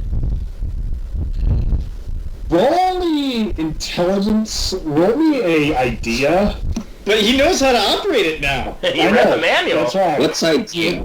Where's idea? Idea is one of those... Yeah, so if I have an 80 in intelligence, I can roll just a roll 80. Yeah, kill him, Mike! That's a 42. So I got 69, 42, getting all these great numbers. 42 out of 80. That's a pretty good success. Taking him down. as So you're not even gonna wait for any signal? You're just gonna start shooting? Yes. Okay. As you basically are doing this, Yes, Rob. as you're doing this, you notice that the steering wheel, like, part of it, like, pops out, and you actually hear on the top of the vehicle, you hear the spray nozzle.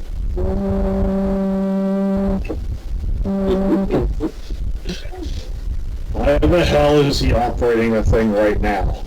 As you see Steve turn around and see the nozzle, as you put your hand on the control, we cut to Everyone else. we cut to Gregory and Boris.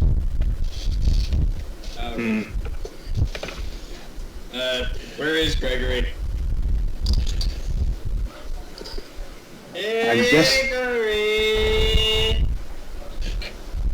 I'm guessing he probably disappeared for a second. But we'll get Tragic.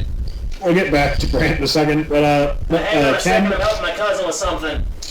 Wow. Alright. I guess take a big whip of the stuff ammo and just search. Yeah. I'll need you to roll two things for me. First is track, and the second is your stealthing skill.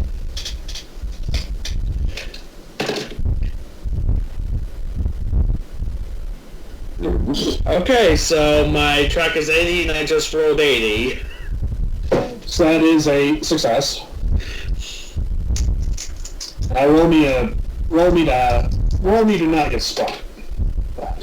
Showing that I'm pretty sure I said my sneak was, my sneak's 10, so 15. You're a big bear. Yeah. You're a big guy. Boris is big too. I could use 6 of my luck points to drop that down, or 5 of my luck points to drop down to 10. But those don't regenerate. Yeah. It is the final session, though. It's up to you. Yours.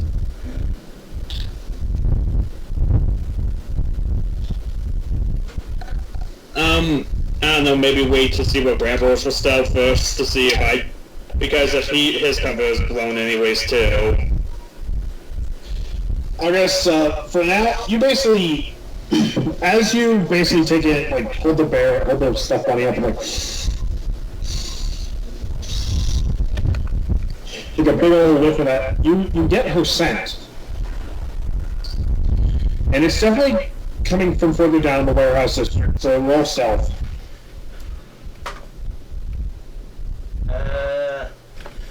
71 out of 90. Alright, so you succeed. Ken, do you want to use those points? Yeah, I'm going to use my luck points to reduce it from 15 to 10, so I pass. Alright, so you both are sneaking through this rail yard.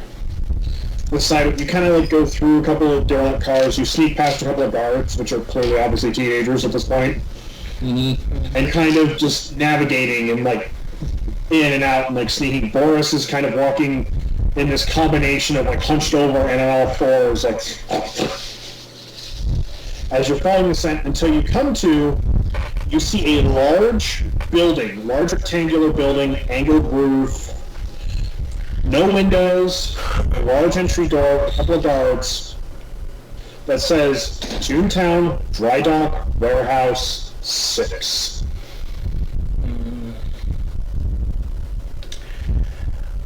I listen to my buddies on me and see if they're whispering. Go for it. Roll for listen. Or is that a Colt? What is it again? A cult. Roll a cult. Or are you? Yeah, I think you rolled a cult. Yeah, Colt. Okay. That is a 41 out of 50. You hear one whisper. You hear one of your tattoos say, you hear in your ear, "I'm clean. There's unclean in there." Alright, that sounds like... Fuck, I forgot my names, my tattoos. That sounds like Vincent, the zombie rocker. Unclean. I tap Boris. Bunting is in there. We must be cautious. Roll me a spot hidden, both of you.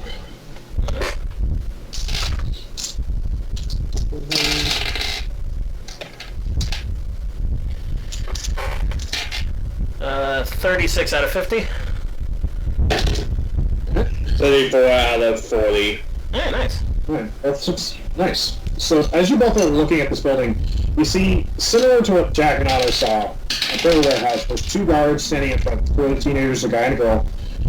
You see, just past them, on the side, you see a side door that says basement entry.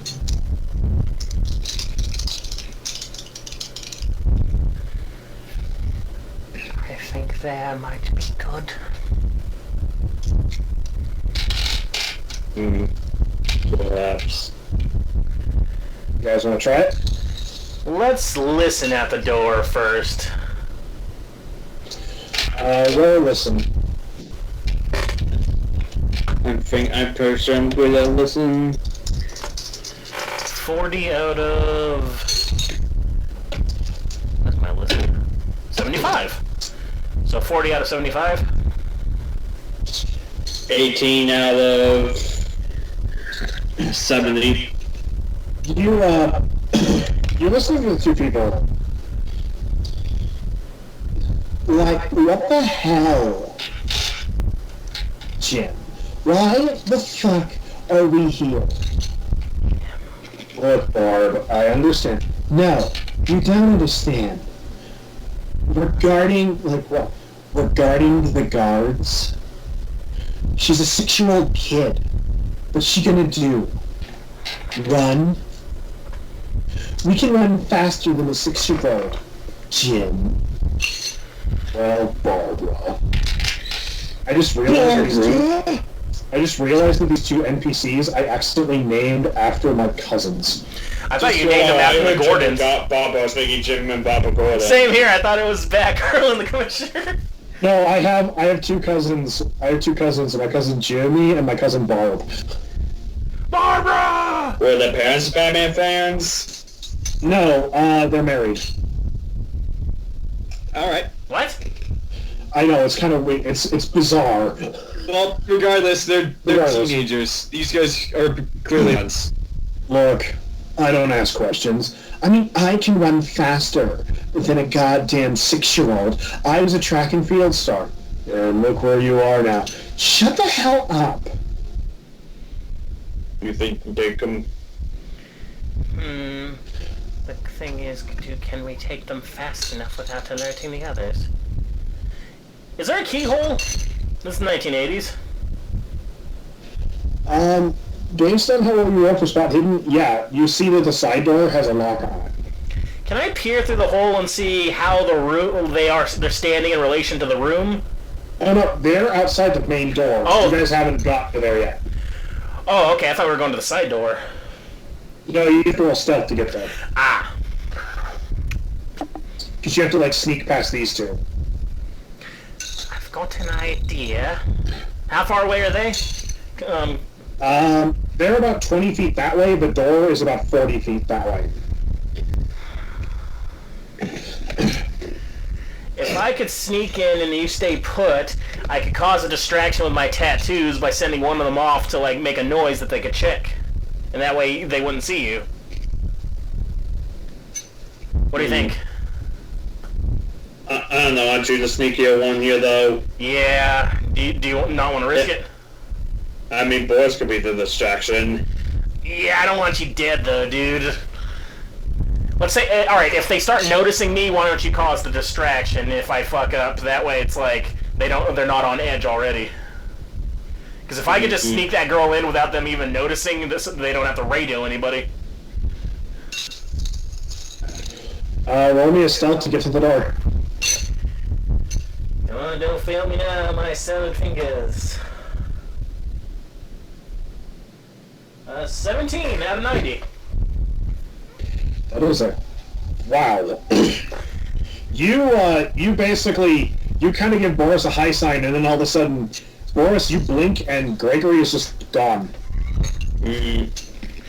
You sneak, like, you basically, like, I guess to describe it, like the Grinch. You just kind of, like... Yeah, I'm on the ground like a snake. You, without being seen, you appear at this door. It is locked. I have a thing for this. Actually, first I'm going to listen through the door, make sure there's no one on the other side. We'll listen.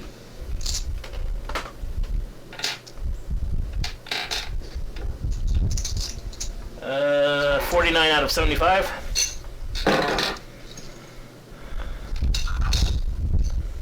You listen, and all you hear is, like, you hear the hum of, like, an exit sign, like, and you hear, like, you know, the sounds of, like, ambient noise of, like, electricity. It sounds like it's a stairwell. Okay. Is the lock, like, is it a padlock, or is it a door lock? A door lock, like a key lock. Okay. I look to my hand. Melinda, can you help me, perhaps? For the ice lady. Alright, we'll, freeze the lock. Or pick it, depending on what you can do. Alright, that's magic, so go for that. So this is gonna cause me sandy or something, right? It costs MP. Oh, okay. Which I am at... Oh, okay. Pretty good. Alright.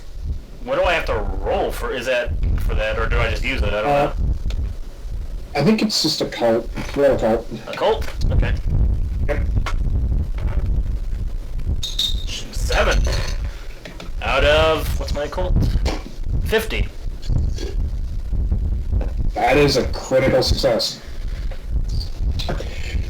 You watch Belinda. Basically, like, the lock freezes, and all you do is raise a finger and touch it, and you see the bolt pop through as the door... I look back in the direction of where Boris is, and I give, like, a thumbs up with a long-ass thumb. Boris, how much did that cost? How much did that cost? 2 MP. 2 MP, okay. Yeah, it was a good success, so... Alright. Boris, you see over the crates and stuff, you just see from the side entrance, you see this very tall, skinny hand and thumb just kind of peek over, like... Now here's the question, Ken, do you want to risk getting over here, or should I go on by myself? I'll keep a lookout for the guards. Alright. Wait, which one of you is taking the portable holes? Me, because I got cargo pants. Okay. Alright, so as you enter, your tattoo sense was telling you that it's in the basement where this post unclean was.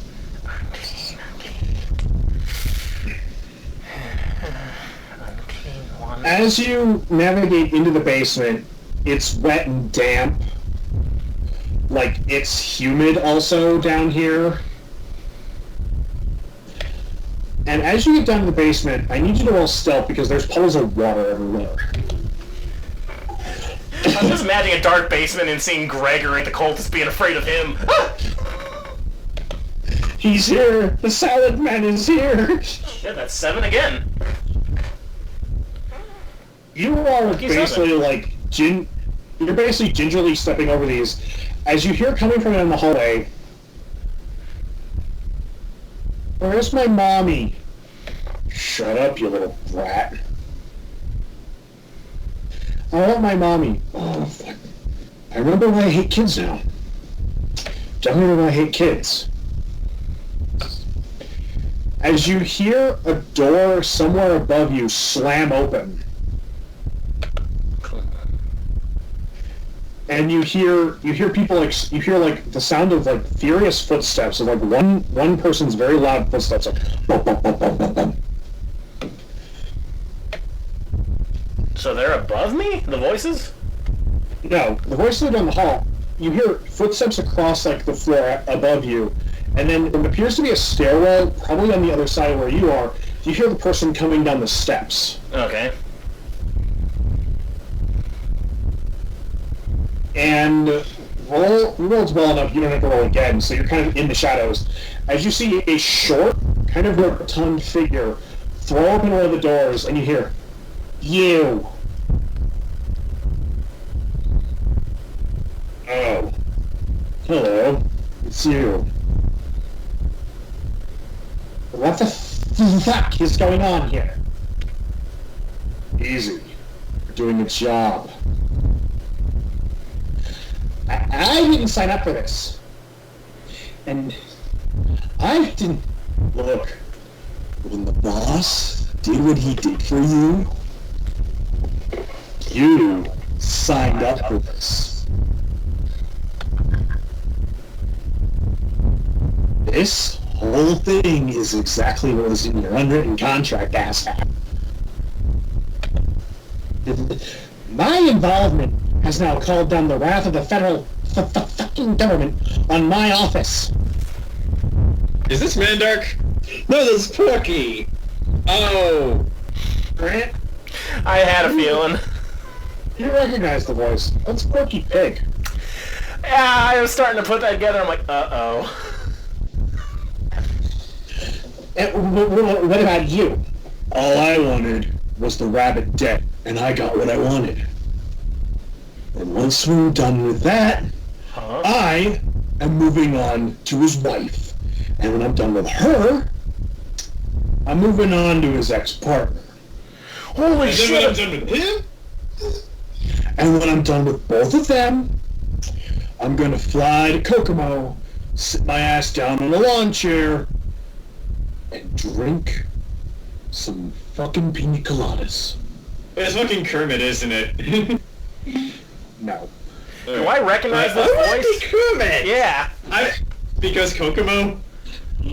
Do I recognize that voice from the guy that was singing on the answer machine? Yes. Guys, I found who killed Roger Rabbit! Alright, well, take him out then, provided you... Actually, no, get the girl first. Fuck, I'm stuck in here with a Porky Pig and the guy that killed the national icon, and I'm like, what the fuck am I supposed to do? You hear Porky go... Gun. You do. You hear Porky go, piss off!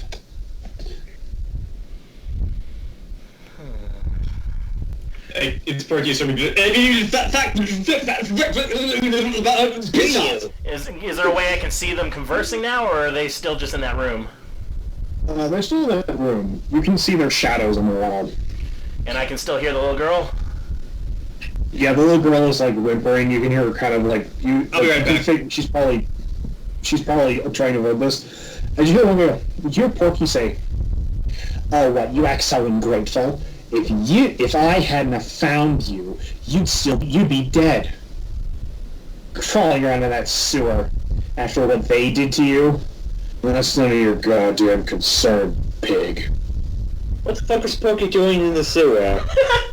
Good question. I am the governor of California. Yes, but he used to be a cop, pig. Once a pig, always a pig. Porker. While they're distracted, alright, what kind of hallway is this? Is this like stone? Is it wooden? Concrete. It's concrete with like drywall. So if I put a portable hole, would there be a way I can get into the wall? There is a room next door to this one. How about I, alright, make sure no one's in that room if I can get closer, and then probably, like, while distracted, maybe sneak around and get the girl out. What? Alright, so my tattoos were saying unclean. Now that I'm closer to this dude, are they saying anything else? Roll a cult. Come on, Skylar, Eddie, or Skylar, Vincent, and Melinda, give me something. Who is this for? 4! You hear the undead rocker say, "The unclean. He is reborn. Reborn. Unnatural and unclean." Indeed. Okay, so Grant thinks he knows who this is, but with all the clues given. Did I miss anything else? Porky Pig found someone crawling in the this dude crawling in the sewers after what they did to him. He wants to kill Eddie and Jessica Rabbit after, and he's killed Roger. Did I find fucking Christopher Lloyd?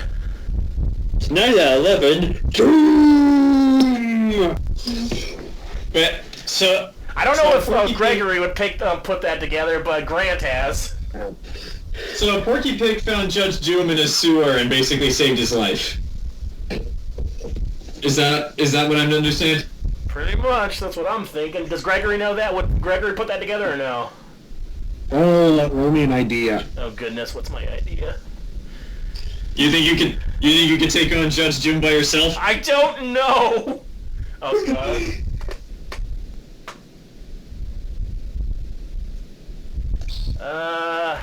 58 out of 60, so maybe? You kind of put it together, but that guy's dead. Definitively dead. But then again, so was the other dude, so... Does anyone ever stay dead in this game? How do pagers work? Can I text, like, Boris, or how does that work? I don't remember. I think it's just, pagers just send, like a quick little, message, I think. How do pagers... I'm gonna Google that. How do pagers... I never had one. I was in the age where they were stopped being used and then right as soon as cell phones started becoming a thing. Pagers are a simple radio that listens to just one station all the time. The radio transmitter broadcasts signal all the pages for a particular amount of the built-in receiver. Oh. It can send a very simple message. I send Boris... found... girl found Porky Doom? Question mark? Alive? I like how it says Doom? Question mark alive. Tonight at 11. Notice you get this message. I'm out. As we cut to Oh god. Jack and Otto. I knew it would cut back to us, that's why I used the restroom then. You're at the door. Can we get through the door? Are you Unforgiven too? Okay, Their window. hold on, I might be able to pick locks. Let's say I was like, I don't suppose you learn how to pick locks in I did! I have that skill! I like how I like to imagine Jack very enthusiastically saying, I did. You know what, that's how it happened. Otto's just like, hey, he had to get into that strip club in Saigon, and god damn it, did he get in? Okay, 29 out of 31. It takes some doing, but you have your tools, and you're kind of like... As I'm doing this, I quietly say to Otto, I never said I was a morally sound private detective. alright, we're getting into, I don't think any of those are. Oh, me more than most. How long does it take to get us open? I would like to also listen for the teenagers, just to see if anyone's walking this way. It takes about a minute. Okay. After we get through, is it possible to close the door behind us and lock it just to either prevent them from getting in or to make it seem like everything's normal? Yes, it is possible. Alright, so soon as... do you have any objections to this, Otto? Like me locking the door behind us? I'll lock it up. I'll lock it. Alright. What's inside? But you see outright, and off the bat is, you see a bunch, it's like crates, a lot of crate, like storage. It's just like, typical like warehouse stuff, like crate upon crate upon crate upon crate of just shipped goods, dry goods, a lot of ramen, a lot of toilet paper. Alright. And at the middle of all of this, you see something towering above the rest of it. Looking at this, I say to Otto, Alright, this is where your art degree comes in handy. Well, what's the thing towering? As you both roll spot hidden. I was going to wait for that. Ooh, that's good! 31 out of 45. 61. As you both are looking at it, Otto, you know art. This is not art. This is an affront to art. Mainly because you don't make art out of computer parts and crudely components. Like, you can presume in your research that you've done for some of your books, it looks like somebody took a ICBM and hacked at parts of it and used it to build this thing. I mean, give it a... Right now, no. What the hell is that? I'm going to assume that's it. John, you see carved into its side, you see a number of like crude symbols and like etchings in a myriad of different languages. Mm-hmm. One of them that you can make out is plain old American English. One there's Russian, because you've seen the Cyrillic text, the Cyrillic font before. Some Vietnamese. Hold on, what languages do I know? It does not say on this. Never mind, keep going. A little bit of German, but it's like just this mass.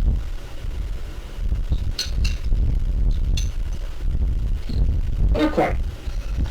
Alright. There are 5. And you note that, like, it has this... There are 5 of you, so... And it is computer parts.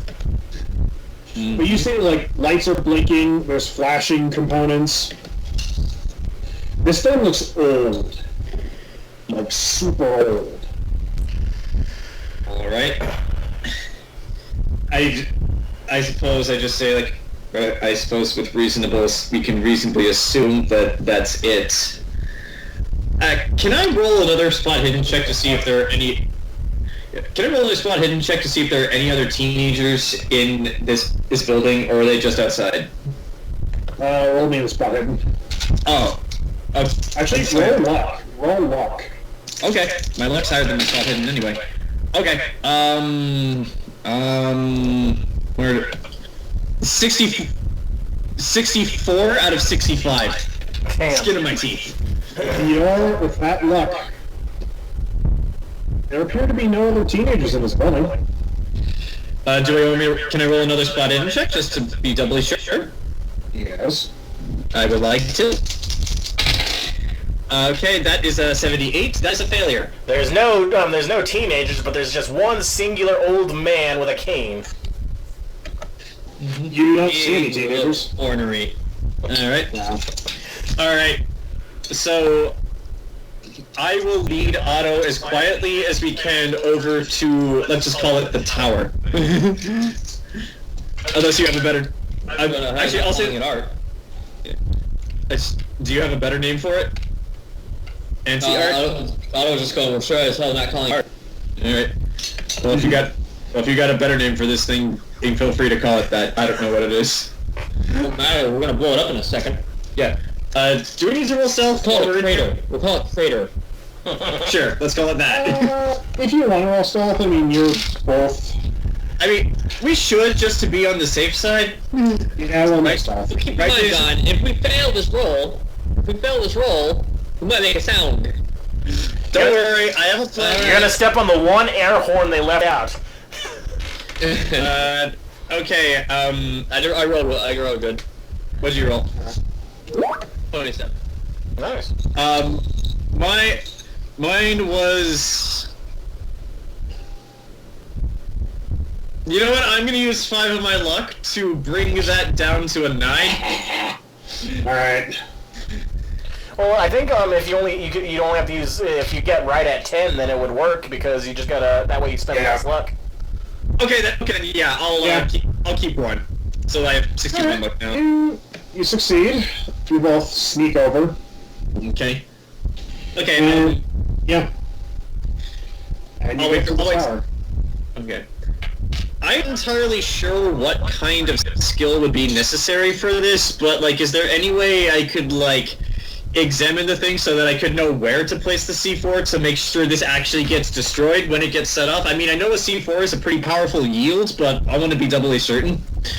Roll me a science check. Science! Alright. Okay, my knowledge is 55. Let me see if there's actually a science. There is. Ride, sneak, spot, hidden. I don't see a science. You want me to just roll knowledge? Roll knowledge instead. Science is good for you. Okay, that's really good, 37 out of 55. Science, 1%. 37 out of 55. You do that. And as you're basically reading, as you're looking at it, you notice that there's like a place where there's a place for some components, where like the components meet, like, but it looks like there's like supposedly like a bad, like it looks like there's a place for some additional components or additional like pieces to be inserted. Okay. Alright. And that looks to be a pretty optimal place to say C4. Alright. Now, seeing this, I turn to Otto and ask, now here's the single most important question that we have to answer. We have lots of C4. How many of them do you think we need to use? And should we use all 4, or should we just keep 1 or 2, just in case? Prefer to keep 1. Never know, might come in handy. Alright. So we'll use 3. Now, what time do we want to set these for? Because after we set them, we're going to have to run. So, what happens to blast radius of these babies? Can I roll knowledge? Since I've been to Nam, can I roll knowledge to see how... Yes, you can. I'm more than certain... I haven't covered wars, you know. I'm more than certain that since I've been to Nam, what are those called where they, like, make bombs out of RC cars? Oh. IEDs? Yeah, I'm almost certain I've dealt with IEDs at some point in Nam, so... Okay, that is a 63 out of... Oh, wait. 63 out of 55. If you were dealing with IEDs, that means you were fighting in, like, the cities. How the hell did you come across the guys in the jungle? I don't know. But yeah, I just look to Otto and I say, I really have no idea, so we should probably just fucking run. Yeah, you have no idea. Yeah. Like a minute? 2 minutes? What? Minute and a half? If you don't mind us absolutely booking it out of here once we set the things, sure, let's go for 1 minute. I don't want to risk them finding it before it blows up. So... 1 minute then. Yeah. Okay, 1 minute. 1 minute, but we're going to have... 1 minute, but we're going to have to be super fast. Stealth might not be optimal. Yeah. Well, alright, so... it's not gonna matter, is it? I suppose that's true. 1 minute it is.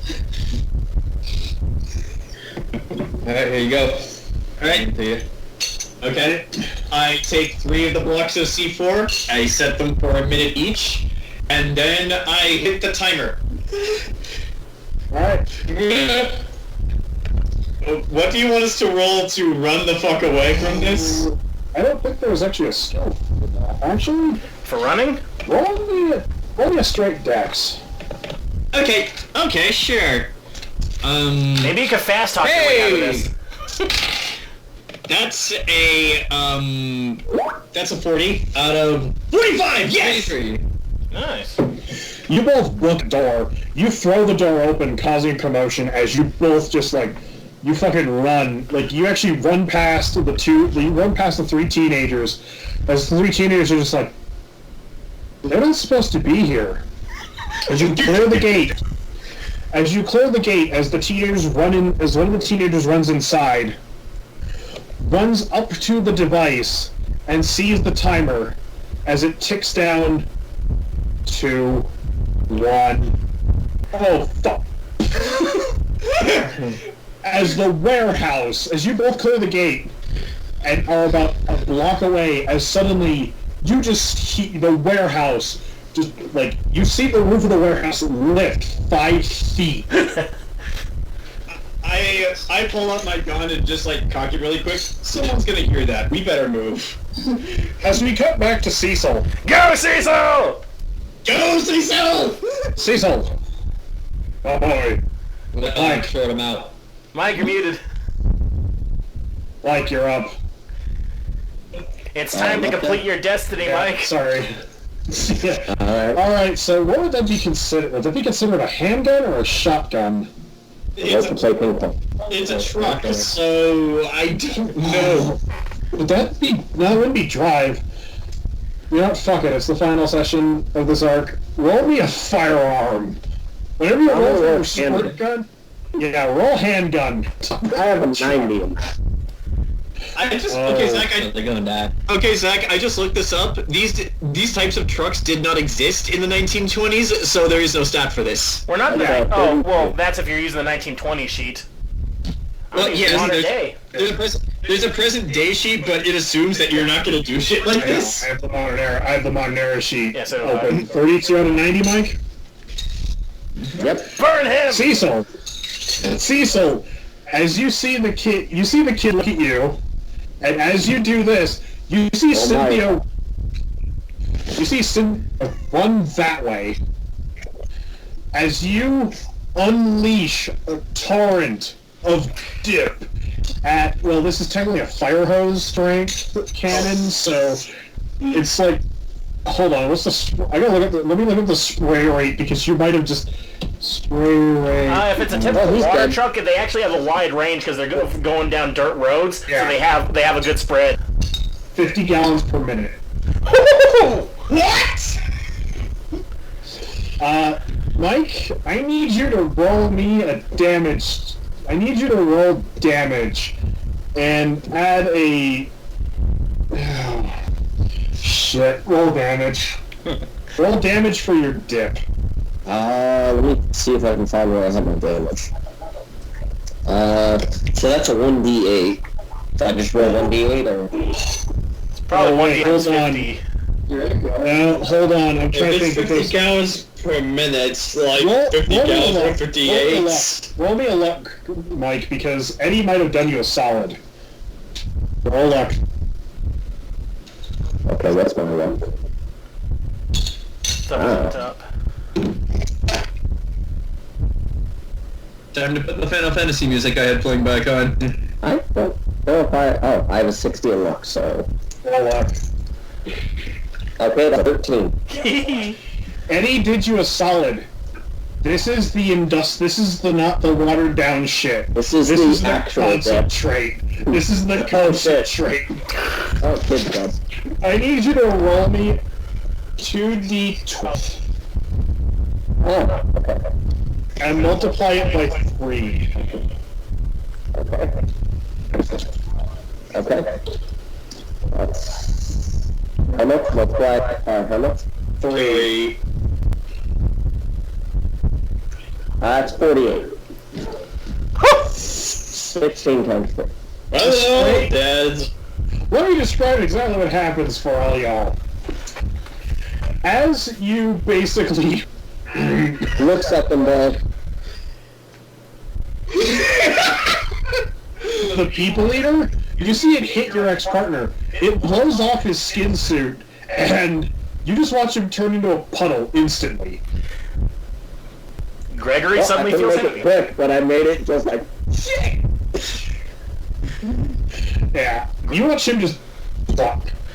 It splashes and hits the Toon woman as she shrieks and recoils, and lets out a sound that... Roll me a sanity check, Mike.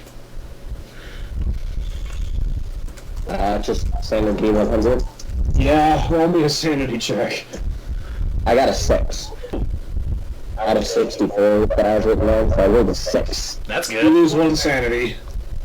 I am barely phased by this shit. I'm like, You watch her shriek and fall into the fountain. The scientist, the one-eyed scientist, you see him grab his hands, grab his throat as he falls into the fountain as well, as the cultists just fucking scatter. As suddenly, the members of the Gilded Scalpel that you brought with you, except for the 2 tunes. yeah. Actually, I'm gonna roll for the Minotaur because he walked up. Roll for luck for him. He did. He's fine. Okay. He managed to dodge out of the way.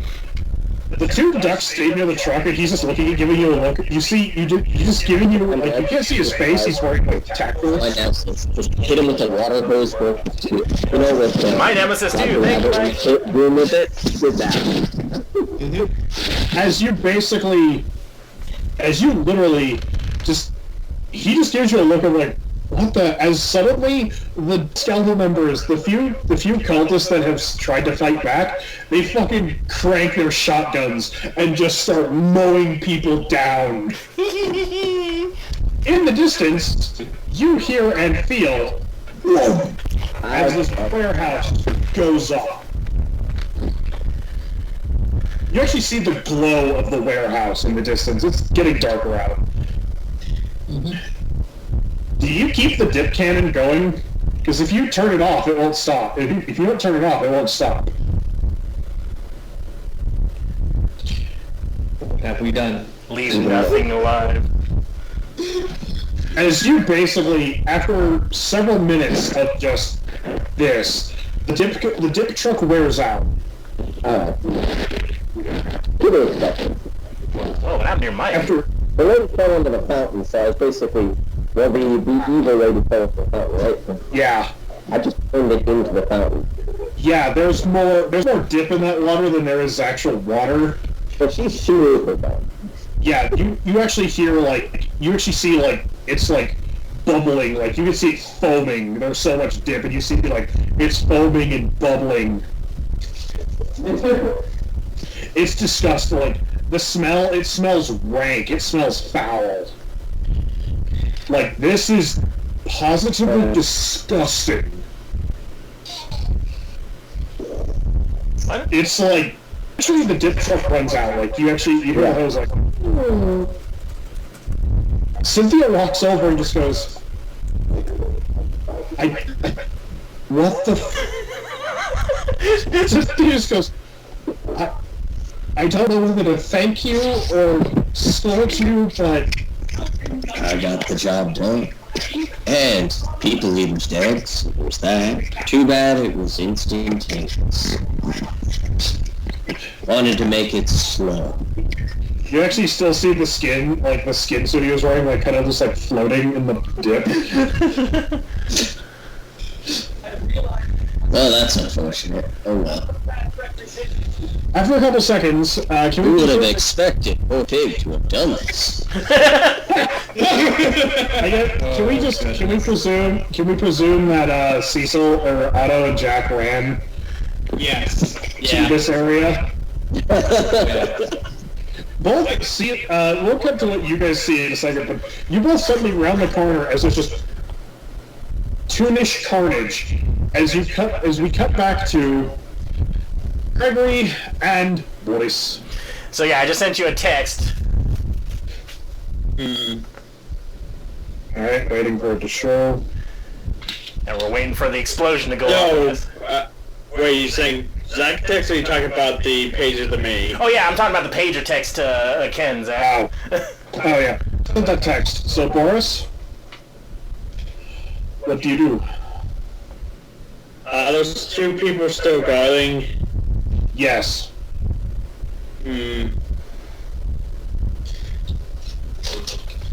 Well, if we're dealing with Doom and I have a shotgun, I guess I could just try to Doom guy my way in. Roll me a shotgun to take out the to shoot one of the cultists. Where is my shotgun? This is my gun. This is my shotgun. This is my gun. Okay, my shotgun is 30. Yeah, we get the girl all the way, and then we fight Doom. 13 out of 30. You level your shotgun at the one guy, at the guy. Roll me a damage. Let me pull up the generic human thud stat. Okay, that's max damage, 6. Nice. Alright, let's see. Generic... We don't have much health in this game, so that probably kills him.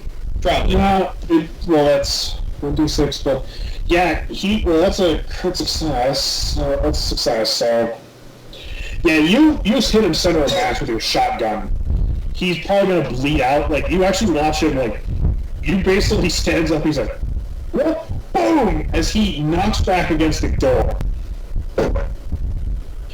The girl draws her handgun. We caught them by surprise, so I'll let you... If you want to fire another shot, you can.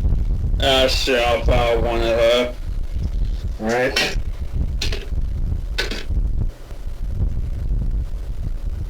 Oh, that's 2! Oh my god! That, crit success in this game is 1, but that's, wow. Roll me a damage. You got a lot of degrees of success there. 4 damage. You fire off, you basically level your shotgun, you shoot her arm off. Jeez. She falls to the ground screaming. They're both gonna bleed out in like a matter of minutes. As you basically just... Yeah, they're gonna... Actually, I'm gonna roll for luck for him. He's stable. She dies. Like, yeah. He's like gasping for air as you, like, do you approach? Yeah. As you approach, he's like, death, like, literally gurgling blood. Does he just go in? Yeah. He'll just kill people. He was in World War II. Yeah. Do you go in through the front door or through the door that Gregory did? Through the door that they were guarding. You enter the main warehouse, and it's a standard affair warehouse. You see, like, there's shipping crates, there's, like, those huge plastic containers full of, like, one says bleach, one says soap, one says window cleaner. It's basically just a massive warehouse for storing stuff. Industrial cleaner fluids. You see a door that's labeled stairwell. I'll go that way. Alright? Did I hear the shotgun? Yes. As you start going into the stairwell, Boris, Gregory, roll a listen for me.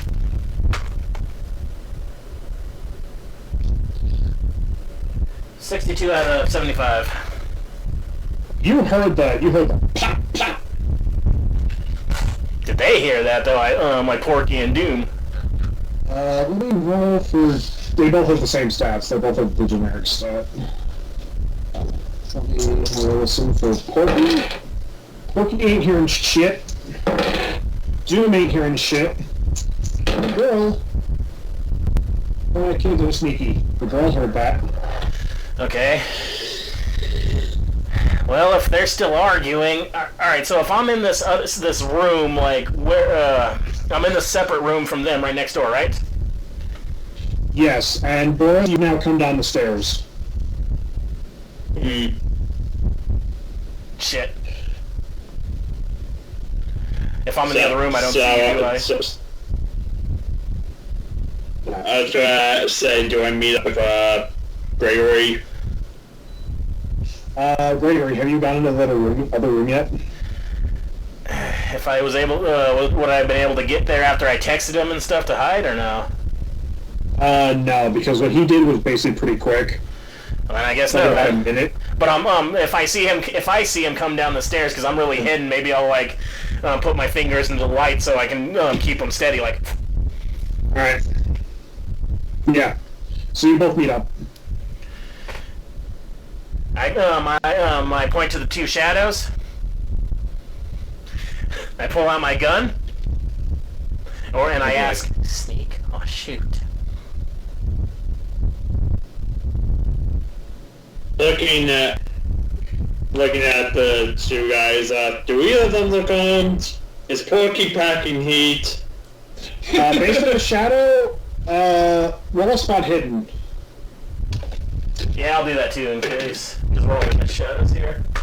Let's see, what's my spotting? Nope, I failed. That's a 76 out of 50. See, my spot is 40 and I rolled 31. Oh, nice.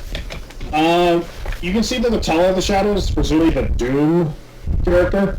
He's packing. Porky, it's kind of hard to tell because he's Porky Pig. Okay, how about this? I got the portable hole. I go into the next room, and then where we can still see each other. And then on the count of 3, like I'll put the hole in and shoot, and then you come around the corner. How does that sound? Sounds about as good as a plan as any. Alright. Alright, so or should we both Wait, out the hole? wait, we don't want to risk the girl getting You're shot, right, you got though. a shotgun, that's right. So, What if you cause a distraction and then I'll get the girl and then we can take them on after I get her to safety? yeah, do that. Alright. I You want a mean, portable hole? I'll give you one of the portable holes. Here you go. Just in What case. does the portable hole do exactly? Like in Roger Rabbit, It makes a throw it on hole any wall. surface and then it makes a hole. Okay. It's literally what it says it is. So for the distraction, Bruce is a big strong guy. Also, I have a small club. Is there like a wooden box nearby I could just shatter open to make a loud noise? Yes. And I go into that side room. Well, Yeah, wait till Gregory's ready, and then As you smash Crate, what the you see Porky goes, what the fuck was that? As he leans out the door to look. And Doom basically pushes the girl back against the wall and takes a few steps forward. Grant? I'm gonna put the portable hole. Wait, can I hear exactly what wall she's on? Yeah, she's nowhere near where you'll be shooting. Damn. Oh no, I mean, no, is she anywhere near the wall where I'm at so I can just Oh. have her fall through the hole? Roll me a luck. Alright.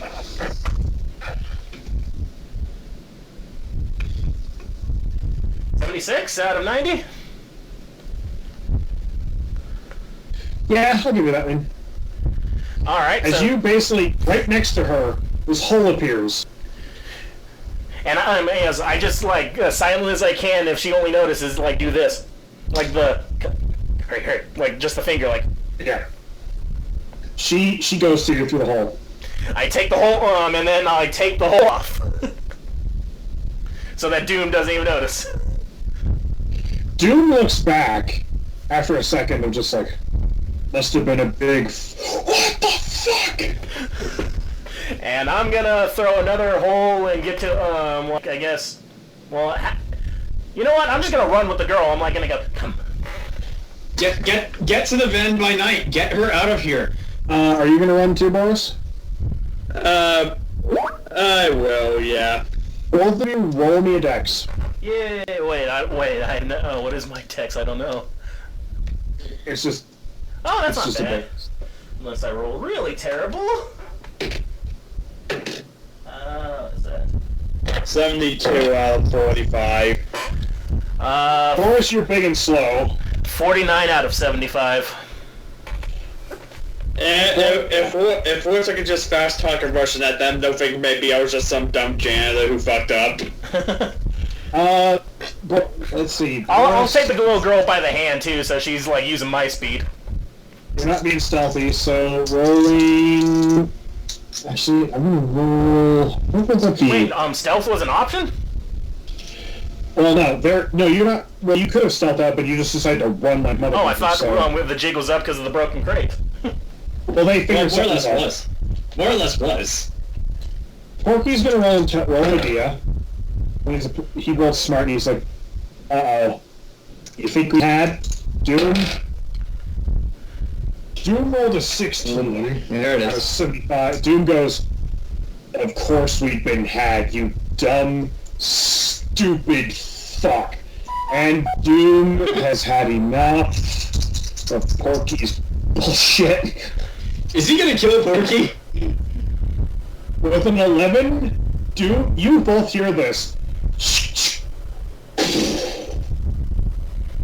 He shoots Porky. No skin out Porky. Down. Alright. 5 damage. Okay, Boris, now would it be the time to run since they're fighting each other? Yes, if we get her to the van and then we kill Doom. Ken, you can re-roll if you want, because Doom realized the jig is up, and so Doom is, Okay, that's much better. That's 18.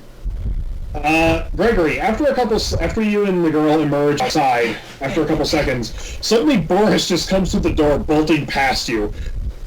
If you're going faster, take the girl!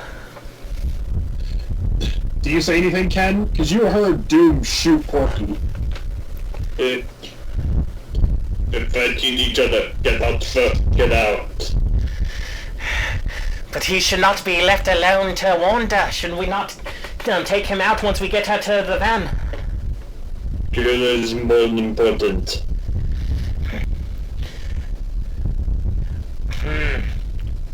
Just get in the van, get her out. Yeah, get her to the van. But if he escapes, they're gonna be pissed because that's our original job was to find out who killed him. Well, now we know. Let's see if let's run, and if he chases us, then we gotta find him. Like, come along, your mother hired us. Porky Pig too. Yeah, he goes, come along, child. Your mother hired us. We're getting you out of here. I can't do fast talking salad fingers. It's too hard. Three of you take off and get to the van. I look behind us to see if someone with wild eyes is chasing. Doom will... Yeah, you see him, like, you see, all of a sudden you see running the corner, right as the other warehouse goes up in fucking flames, and you see, like, actually, a second, like, here's the sequence of events that happens. You two got to the van. Three of you and Gregory got to the van. And you all got to the van. And suddenly you saw Jack and Otto run past you. Huh? Boom. The warehouse... The warehouse goes up. You can hear screaming coming from town square. Can I take a pot shot at Doom? I was gonna say if we're in the van, maybe he tries to run his ass over. Yeah, let's do this. Who's driving? Fuck, you're right. We can't drive. Drive Auto. Which Drive Auto? 20. And let's see, what's mine? Also 20, so it doesn't matter. So yeah, I guess Boris is... Well, I could actually run back, because if he's got a shotgun, he has to get close. I've got a pistol. I got a little distance. I could just like... I guess we could do both. You shoot him and I run his ass over. Grant, roll me a handgun, a firearms, and then Ken, roll me a drive auto. Alright. I'm just imagining... Make sure she's buckled. Yeah, I'm just imagining Jack and Otto basically just ran by, and suddenly the van... Suddenly you both hear a gun go off, and then the van back up. It's not our problem. We're running to where the other humans are. 15 out of 90, like... That's our way out. Yeah. Success, roll me a damage. That's a D10 with special. They're taking our way out. Well, we can get out with Cynthia King.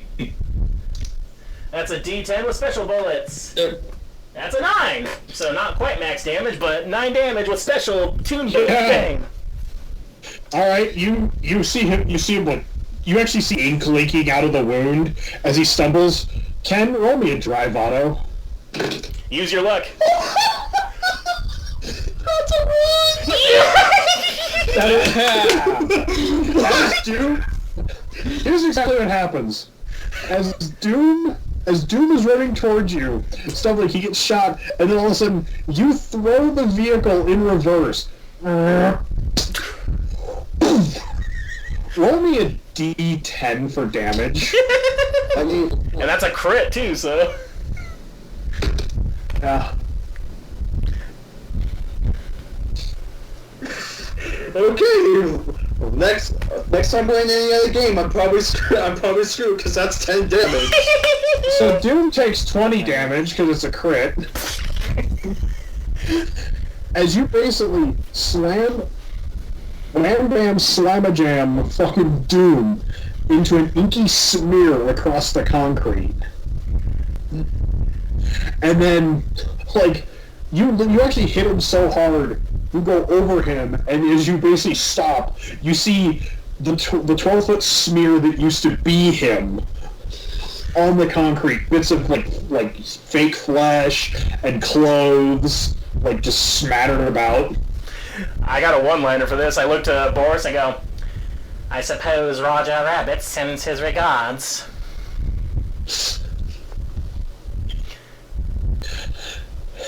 And I guess I look back at the girl. say- By the way, buckle up. Safety first. I say as I'm still holding the gun. So, I guess, do you guys head to Toon Square with meet up? Get her Yeah. out! Oh. Yeah, get her out! But yeah, we pull up and like just go, hello, we have the girl. As you pull up, Delia runs out. Her and her mom hug in the street. Away from the carnage. While they're doing that, can I run up to wherever Valentine's dead body is? It's goo. Assuming that there is a body. He fell into the fountain. Can I see the body? If Valentine's in the fountain, Boris would just look at and discuss. You took her from me for your own selfish reasons, yet I didn't go to the lengths you did. Rot in hell. And I'll pat Boris on the shoulder. Wait, Zach, is there a body still in the fountain? You don't see a body. The fountain is like nothing but dip at this point. Yeah, The don't fountain's step in like a that. solid Okay. deep, too. I guess my plan of unloading a clip of ink-filled bullets into the fountain would be pointless then if I can't even see a body. That's like throwing a spider in the toilet, flushing it, and then spraying Raid in the water. So, yeah, Well, tarantulas can't swim, so... that is true. So yeah, I won't do that. Instead, I'll just walk away. And are any authorities showing up? Not yet. All right, we are the authorities, son. Oh, and is by true. the way, the governor is dead, and so is the one who killed Roger Rabbit. It was Doom. Turns out Judge Doom survived. We ran his ass over. He is now puddle on ground. Oh, okay, that's Okay, yeah. Yes, and the governor is probably dead as well, according to Boris. Yes, as we ran, we heard him take shot. Porky is probably dead.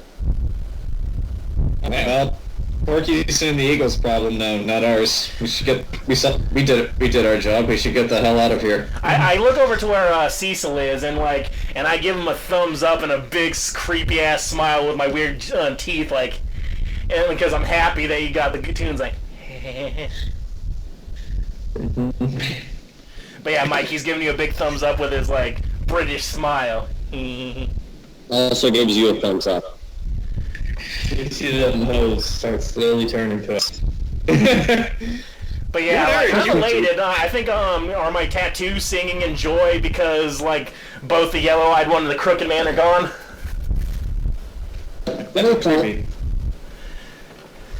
Let's all just start singing. I've got soul, but I'm not a soldier. 17. As you start listening, your tattoos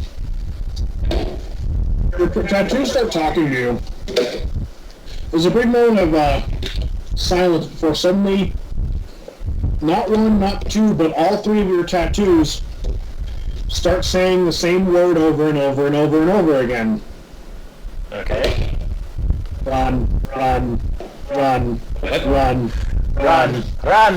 Run! It's not over! Run!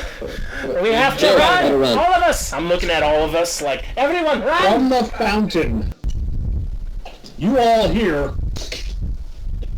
worthless. All of them are worthless. Oh shit. Goo monster. As suddenly, rising from the dip, you see this humanoid figure. You don't understand. None of you understand what I was trying to do was going to fix. Bang!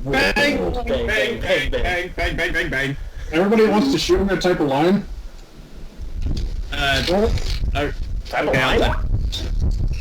I type of line. Okay. Roll for handgun. Fuck this thing. He chased us to Disneyland. That was not a fun time. I got a 50 for handgun. And these are the ink bullets, by the way. Yeah. What does he look like, by the way, Zach? Like this black, ghoulish looking thing. Yeah, I rolled 97. I'm missing. Your gun jams. Alright. Jason, Cecil, do get you him! want to help us shoot? Yeah, good job. I went in. Okay. We all just start. Even the guards start. As it falls back into the goo. Run! Everyone! It might be... Got it. We got him again. I don't think he's getting out from that. Run! A statue in the fountain explodes. As standing in the middle of the crater that is now the fountain is a human in all white. The eye patch on his face is torn and ratty. You see the bullet holes riddling his body where all of your shots connected as the bullets start popping out. Like marbles. Like Wolverine style? As his eye patch falls off, and you notice that the right eye is human, the left eye is a yellow Toon's eye. Oh, they did a fusion dance. Everybody roll for sanity. Okay. Did Cynthia at least get the carol out? Yeah, I was just like, that would be a good time for you to leave. 95 sanity for me. That's a failure, by the way. Now I get it. Oh! Oh no! What'd you do? Oh no! Oh, Jayson! Oh! So the two humans have gone insane. No. I've seen weirder shit. I'm fine. Apparently I'm like, eh. Grant, We're like, woo! What was that? No, what was that, Zach? Grant, you lose 1 sanity. Uno mas. Sanity, now it's 79, okay. Grant, you lose 2 sanity. Ken, you lose 2 sanity. John and Jason, you both lose 6 sanity. Oh. My sanity is now at 69. Nice. 76. 79. You're more sane than I am. What the hell? 81. All I wanted to do was fix this place. And you had to take that from me. To steal a line from the fugitive. We don't care. We had to take from you. How much have you taken from everyone else? Not enough. And perhaps What makes you so special, Mr. Smartest Man in the world? You think you're so important. You hit him. You hit him with the dip mic. You watch his face begin to melt off, and then suddenly reform. Okay. Otto's getting in the driver's seat of the van. He's out. Unless Boris is still in the driver's seat. Did you get out of the car? I assume we were all out of the car. Yeah. Yeah. Okay, I just want to make sure. Alright, before you get to the car, bring him to the car. He goes, "You don't get to leave yet. As I have something for this. I've been Well, if... As you all suddenly hear over the speaker system, and suddenly all of you see burning from he's wearing a black shirt that suddenly burns away. And you see a red star tattooed on his chest. Uh-oh. You don't get to leave. Cut. And he says, as you all hear this start playing over the speaker system. Wait, seriously? Loading. Alright. So, this Oh my God, really? might not be relevant or even... I know. John, it's 80s remake, John. They invented the Backstreet Boys years earlier, my god. You don't get to leave because I want it that way.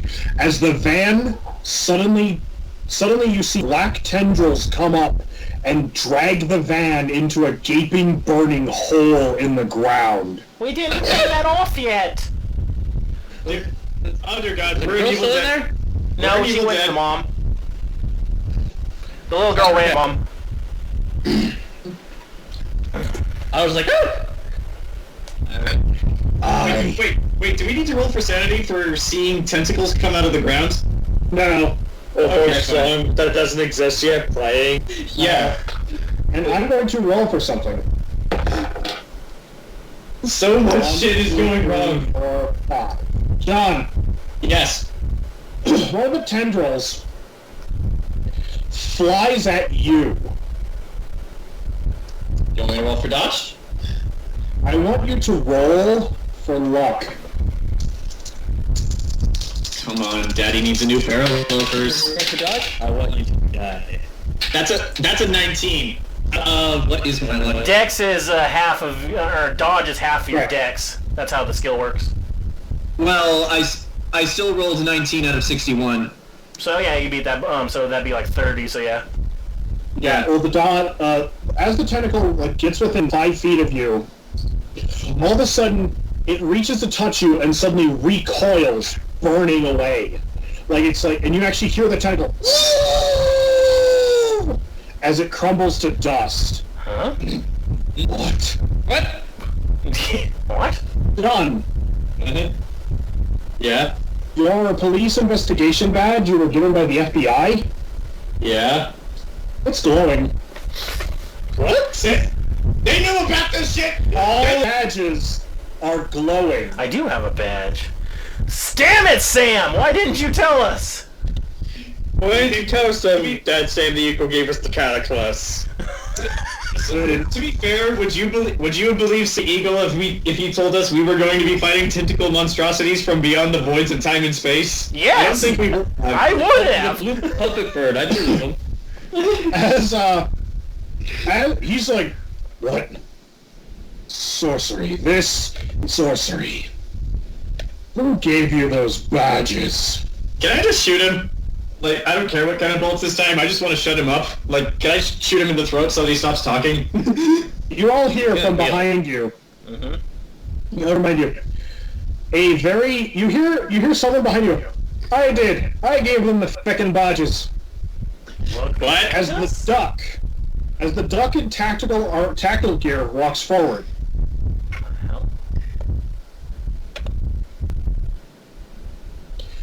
I gave them the badges, you wee bastard, because I have been hunting your ass for damn near 50 years. It's about time I lured you out, you son of a bitch. As he rips off the balaclava, and he pulls out a pair of glasses, and pulls out a jaunty little top hat that he flips and throws on his head. Screw it! Scrooge motherfucking McDuck! As Scrooge McDuck pulls out his cane and points at a gun. If you're gonna deal with this, you right bastard. It's gonna be sorcerer to sorcerer. I am happy about this turn of events, because who else would be hunting Cthulhu but Scrooge McDuck? And Scrooge McDuck is apparently a Cthulhu sorcerer. Whoa. Well, Scrooge Tech has over 100 years of experience doing this shit. You're right, he would have been around for the scalpels. He was that old. Valentine looks at all of you and I mean just the comics in general. He looks at Scrooge and goes, "Is this still... Ah, I see. I shoot him in the neck. I want to shut him up. Come on, man. You're still bitter about Yellow Duck. Oh. Is that right?" Is he still talking even though I'm trying to shoot him? Yeah.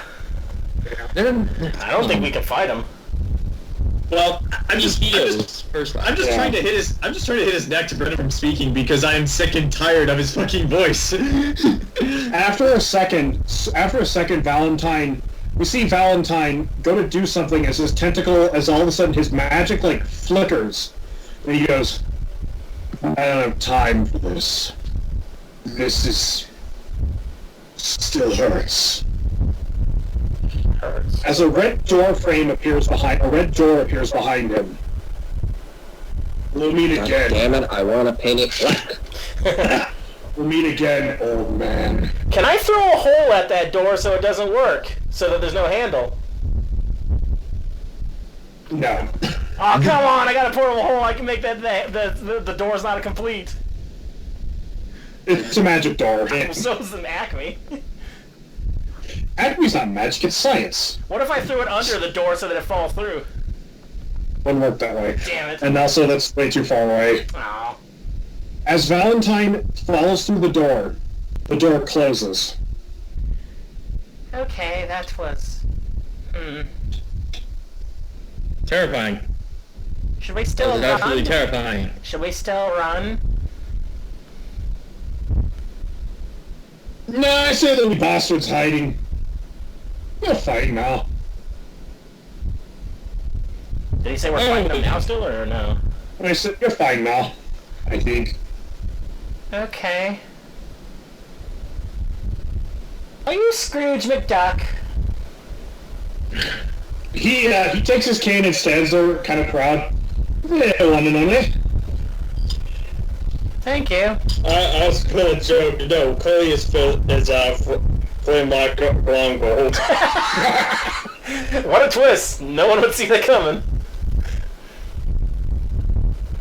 Actually, pulls off a mask with the same person. Okay, so since our weapons didn't do jack shit, how do we, like... But he can do stuff, like... So, do you work with Sam the Eagle? Ah.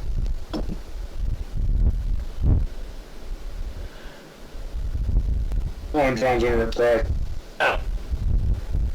He goes, well, I suppose you could say Sam the Eagle works for me. Okay. It's rich, of course that works for me. Okay. Perhaps we should take down the rest of the towers in case he tries to build another seventh one. Is he not... How do we kill him? Truth be told, I don't know. It would appear that he's under something. Confiscated. Sorry, I thought you go.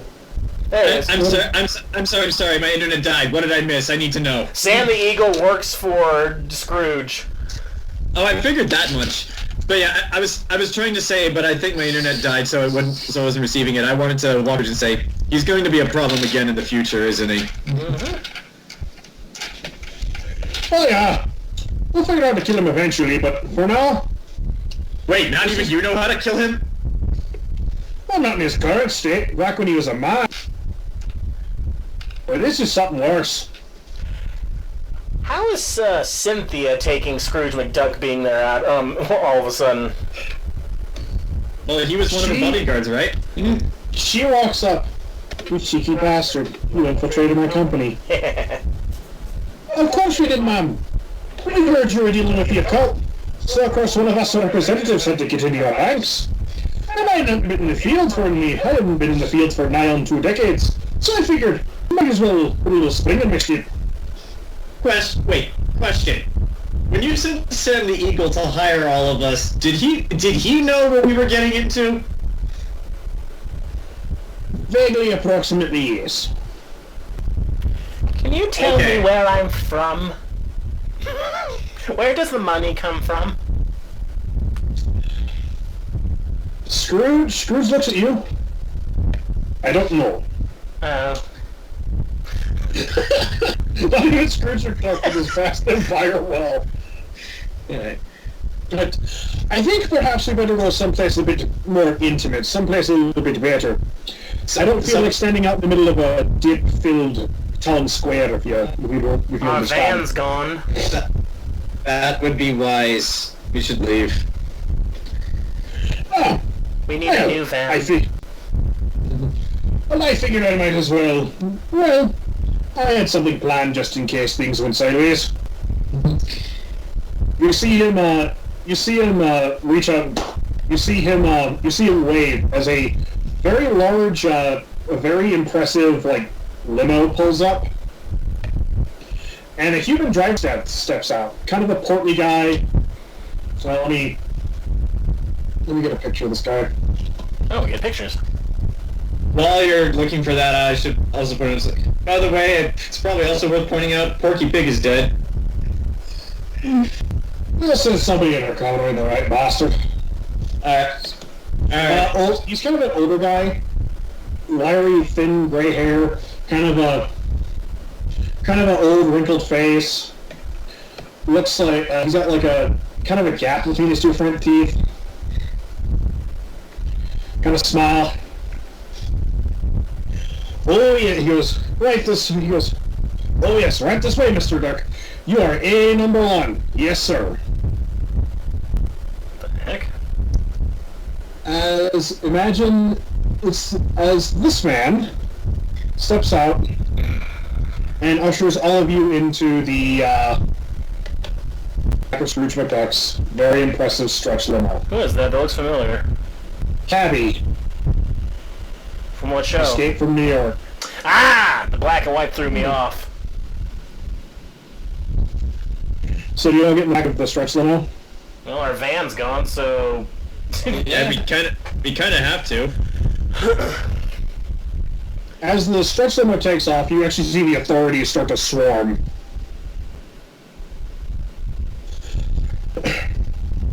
You see, boys, back when I was a wee lad, gold mining out in Alaska, seeking me fortune.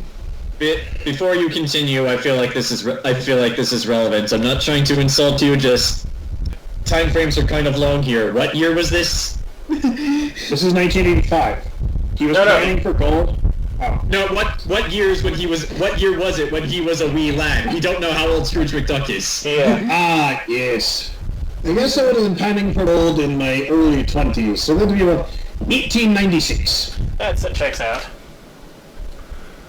Fuck, he's older than the Golden Scalpel. And I ran across some interesting people. I wound up becoming associated with a group of occult hunters after a certain incident in a small New England town called Dunwich. Oh. And I've been involved with the U.S. government ever since, well, they dynamited Devil Reef off of the coast of Innsmouth. But that will bring no relief. Yeah, Huntley is deeper than they know. It's beginning to look...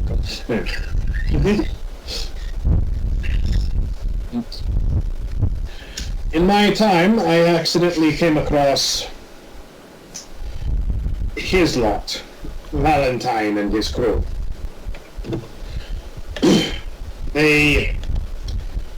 Valentine is obsessed with the occult and doing nasty things with it, as you can understand.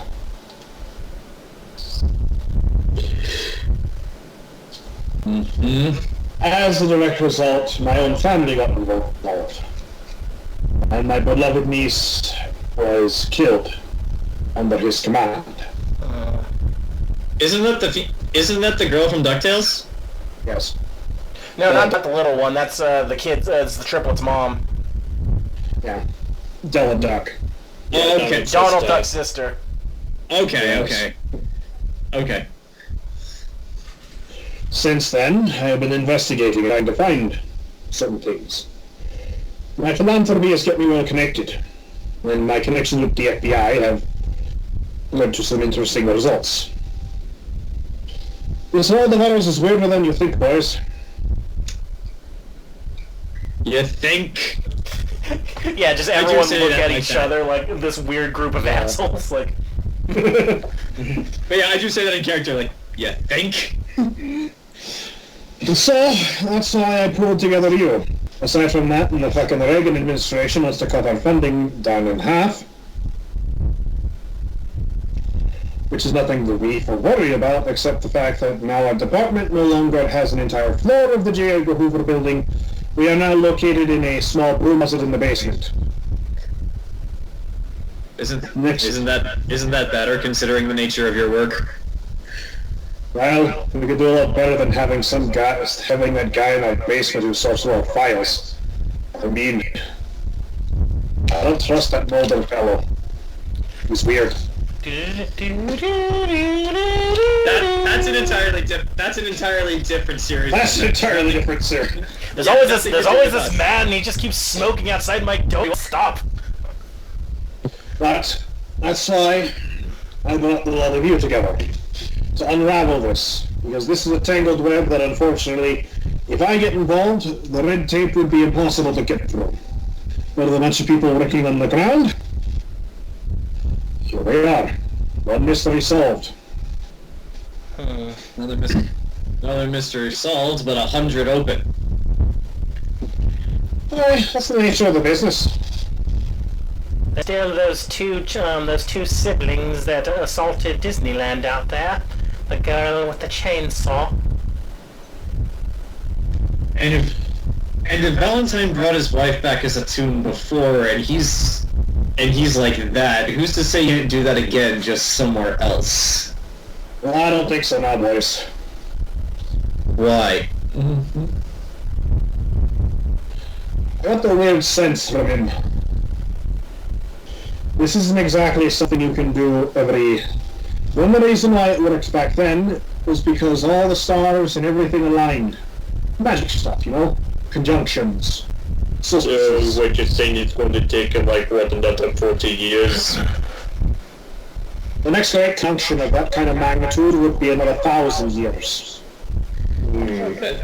And he could probably live that long. Nah. Even so, it wouldn't be our problem then. Guarantee you, when his wife died, again, she went somewhere a lot worse, someplace not even he can reach. Good job, Caesar. Yeah. Seriously, good work. I applaud your skills, my boys. Taking them out, you scatter them to the wind, which makes them a little harder to locate. But at the same time, they won't be getting up to that rambunctious cult activities. But yeah, what were their names again? Prim and Noah, I think, like the two siblings? No, Pink. Yeah. Pink, okay, yeah. Yeah, Noah and Pink Larkin. Yeah, they're still out there because none of us shot them. Yeah, and remember the Menagerie of God's Broken Toys and the Gilded Scalpel are two separate entities. He killed a lot of kids. So, as the limo pulls up, after driving for a while, comes to the Ritz-Carlton Hotel. That's in Toontown? Well, no, this is Toontown. out. Oh, yeah, we left in Toontown.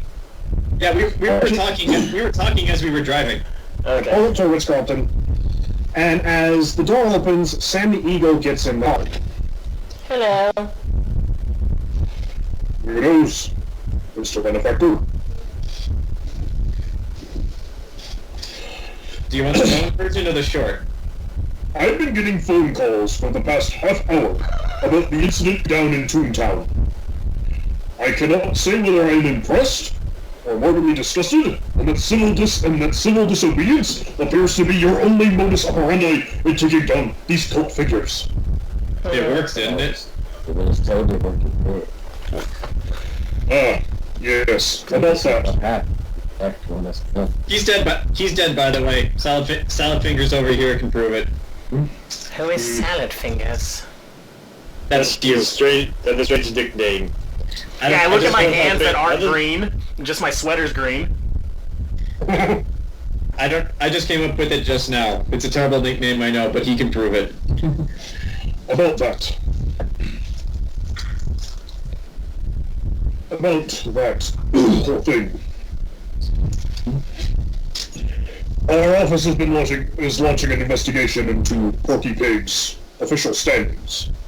As it should. Apparently he got elected on the traditional old platform. Buying the election. Oh. Okay. I thought we figured that out like last session. No, we figured it out. We just didn't know how and what his motive was. It would appear that he was getting a bunch of funds from an unknown source that helped him to sway certain key people and made him the only viable candidate. Well, now what that unknown source was. Agreed. By the way, Mr. Eagle, Mm-hmm. we sold what you originally hired us for. And I point to Boris, who killed Roger Rabbit. He looks at you, kind of perks up. Yes. Turns out Judge Doom wasn't dead from all those ago. Turns out Porky saved him. He's dead now. I ran him over. And I shot him in the stomach.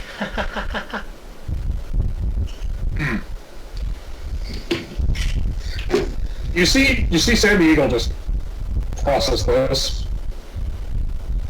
That does kind of go along with Valiant's claim that the dip that Doom was using was kind of weak.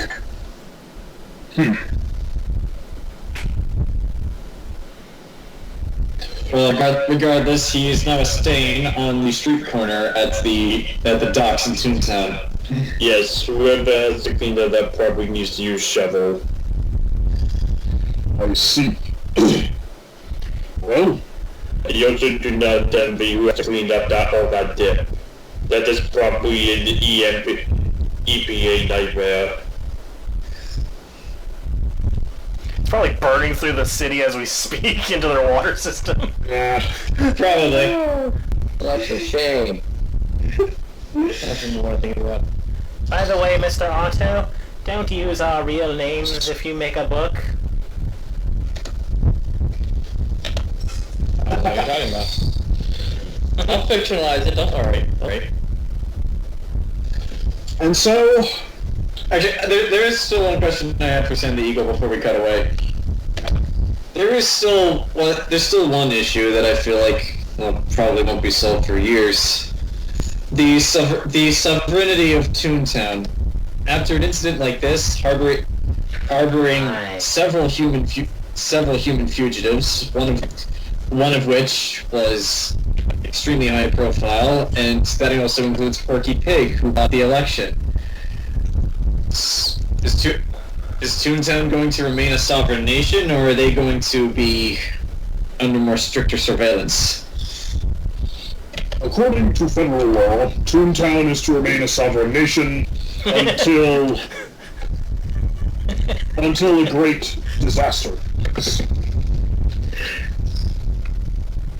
I don't think our disaster was that great. Well, disaster in the sense, a cataclysmic event like hundreds of thousands of toons disappearing overnight, similar to Moscow, would have classified a disaster, which means that Toontown would have been brought back into the U.S. under the stewardship of the Porky Pig, which is more than likely what he was gunning for as governor. He was a crappy politician who got himself elected governor on the premise that he would make Toontown a part of the U.S. again. I guess we now know the means by which he was willing to get this done. Alright then, that was all I wanted to know. And I'm gonna put a hand on Boris and Cecil's shoulder. We have brought justice to this day, my friends. Yeah. Anybody want to say or do anything else before we cut away?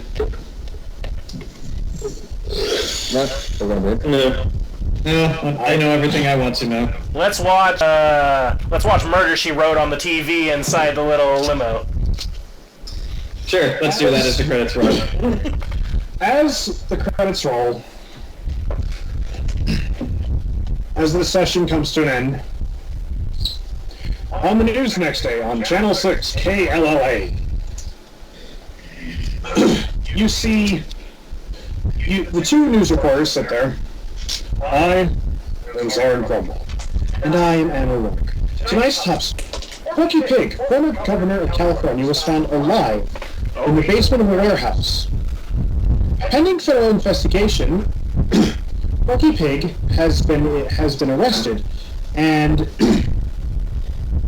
impeached as governor of California for committing election fraud, domestic terrorism, and conspiracy to commit genocide. Yes, Porky Pig shoveled the dip into the center of Toontown. It was his fault. He killed all those teenagers. According to eyewitness accounts, Killed everyone. According to eyewitness accounts in Porky Pig's own testimony,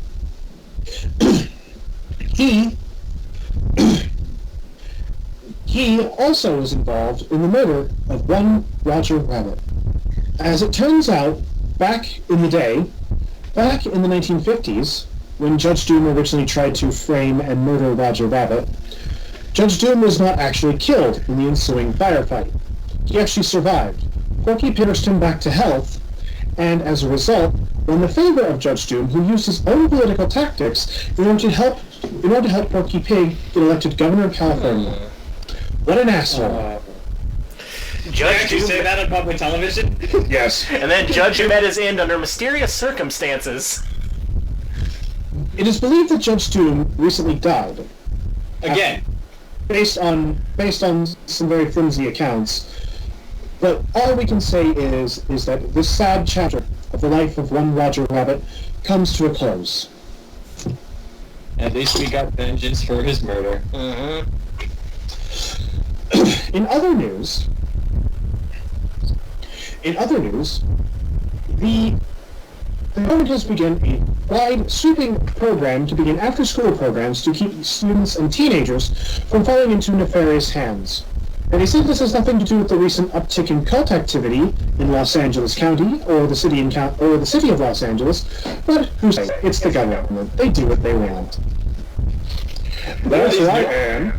Who are these newscasters? They clearly are not getting paid enough to care about the news they read. I'm just picturing Katie Killjoy and Tom Trent. I'm imagining the guys from the newscasters from RoboCop. In other news, I'm just imagining tonight at 11.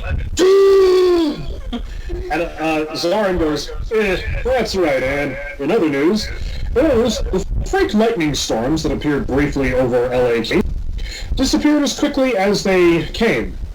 Bizarre red lightning and people saying they heard strange noises coming from orange streaks of light in the sky. Fuck. The sounds of battle, and in one case, reporting to hearing the sounds of what someone who sounded very remotely like Danny DeVito screaming, "What are these things raining from the sky? Oh my God, what are these?" What? Okay. I don't know what the...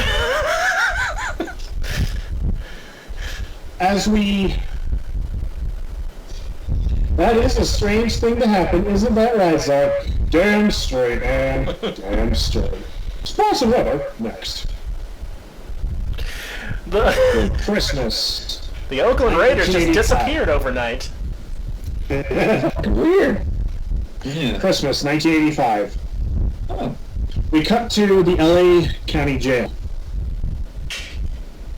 I imagine the rest of us by this point have all gone back to our individual lives. Somewhat. Serial killing, yes. Alright. The LA County Jail, where we see a guy sitting in a jail cell. Long, curly, hippie-like hair, staring at the floor. Zach, what did I ever do to you? Hold on. Well, he looks up and goes, "No, this isn't right. All I was doing was handing out flyers. It's not like I was doing anything illegal. Are you even listening to me?" Silence in LA County Jail. As suddenly the lights flicker, off and on, before suddenly turning off, on, off, and then off again. Goddamn pigs can't even keep the electricity bill paid. God damn it. From the end of the hallway, suddenly you hear, "You! I think it's just you and me now." As the figure stands up and looks as best as he can, as all the other cells have gone quiet. There's a brief of light, and he sees in the cell across him the other inmate is hanging from an electrical cord from the ceiling. Oh. As he blinks and suddenly walking down, here's the thud of boots walking down the hallway. As... "Who's there?" "You can trust me, friend. I'm not a cop. Never was, never will be." Suddenly, appearing before this man in the jail cell is this approximately 5'10" man, wearing a white shirt, button-up shirt, with a black tie clip, black pressed slacks, military-grade combat boots, and over that he is wearing a white laboratory coat, his right eye covered by an eye patch. Motherfucker's getting set up for the next time. "You sure ain't no cop." "I told you, I'm not. But, I guess, you and I share some mutual interests, friend. I've been reading your pamphlet." Pulls out a pamphlet. It says, "The End of the World and You. A Beginner's Guide to Knowing When the End Times Are Knocking on Your Door." You have some very interesting ideas in here, friend, about how the world is ripe for an ending. The world is going to come to a crashing halt because we're not ready for this new world of ours. And that humanity is on the fast track to equally ruin this gift from nature itself. Well, you actually do read my pamphlet. A few spelling mistakes here and there, but nobody's perfect. I believe you're right, but there is an apocalypse on the horizon. That this planet needs stewardship. And I understand that you yourself have got quite a group of people that believe in this. Yeah, our government calls us a cult, but we're really not that. We're more like an organized group, no? Oh, I see. They're a hippie commune. Yes. But I think you and you're on something. And that we should work together to prepare for the coming apocalypse, because this world's going to try and stave it off, but have you ever considered giving it a push in the right direction? I mean, creating a scenario where survival of the fittest, true and true. Humanity has kind of ruined the planet. We're on the fast track to a great disaster, cataclysm, if you will. All I'm saying is, help me, help you, help me. Because I think this world and the people who run it, they need to suffer for all the wrongs they've done to us. I like the cut of your jib, man.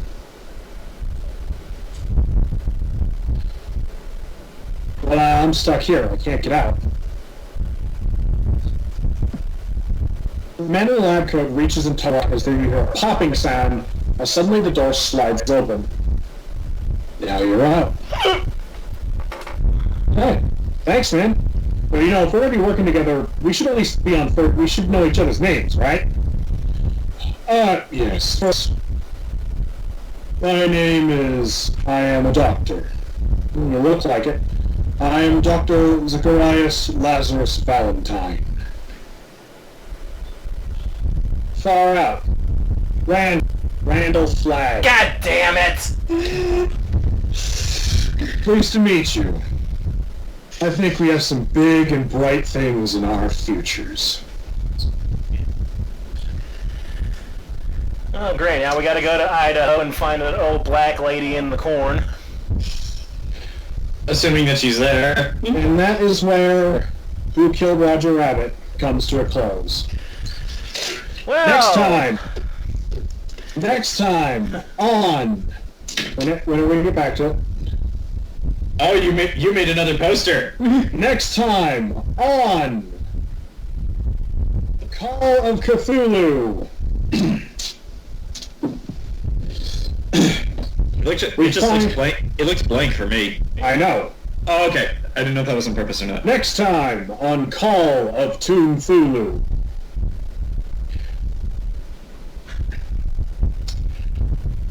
The weirdos will find themselves traveling to Denver, Colorado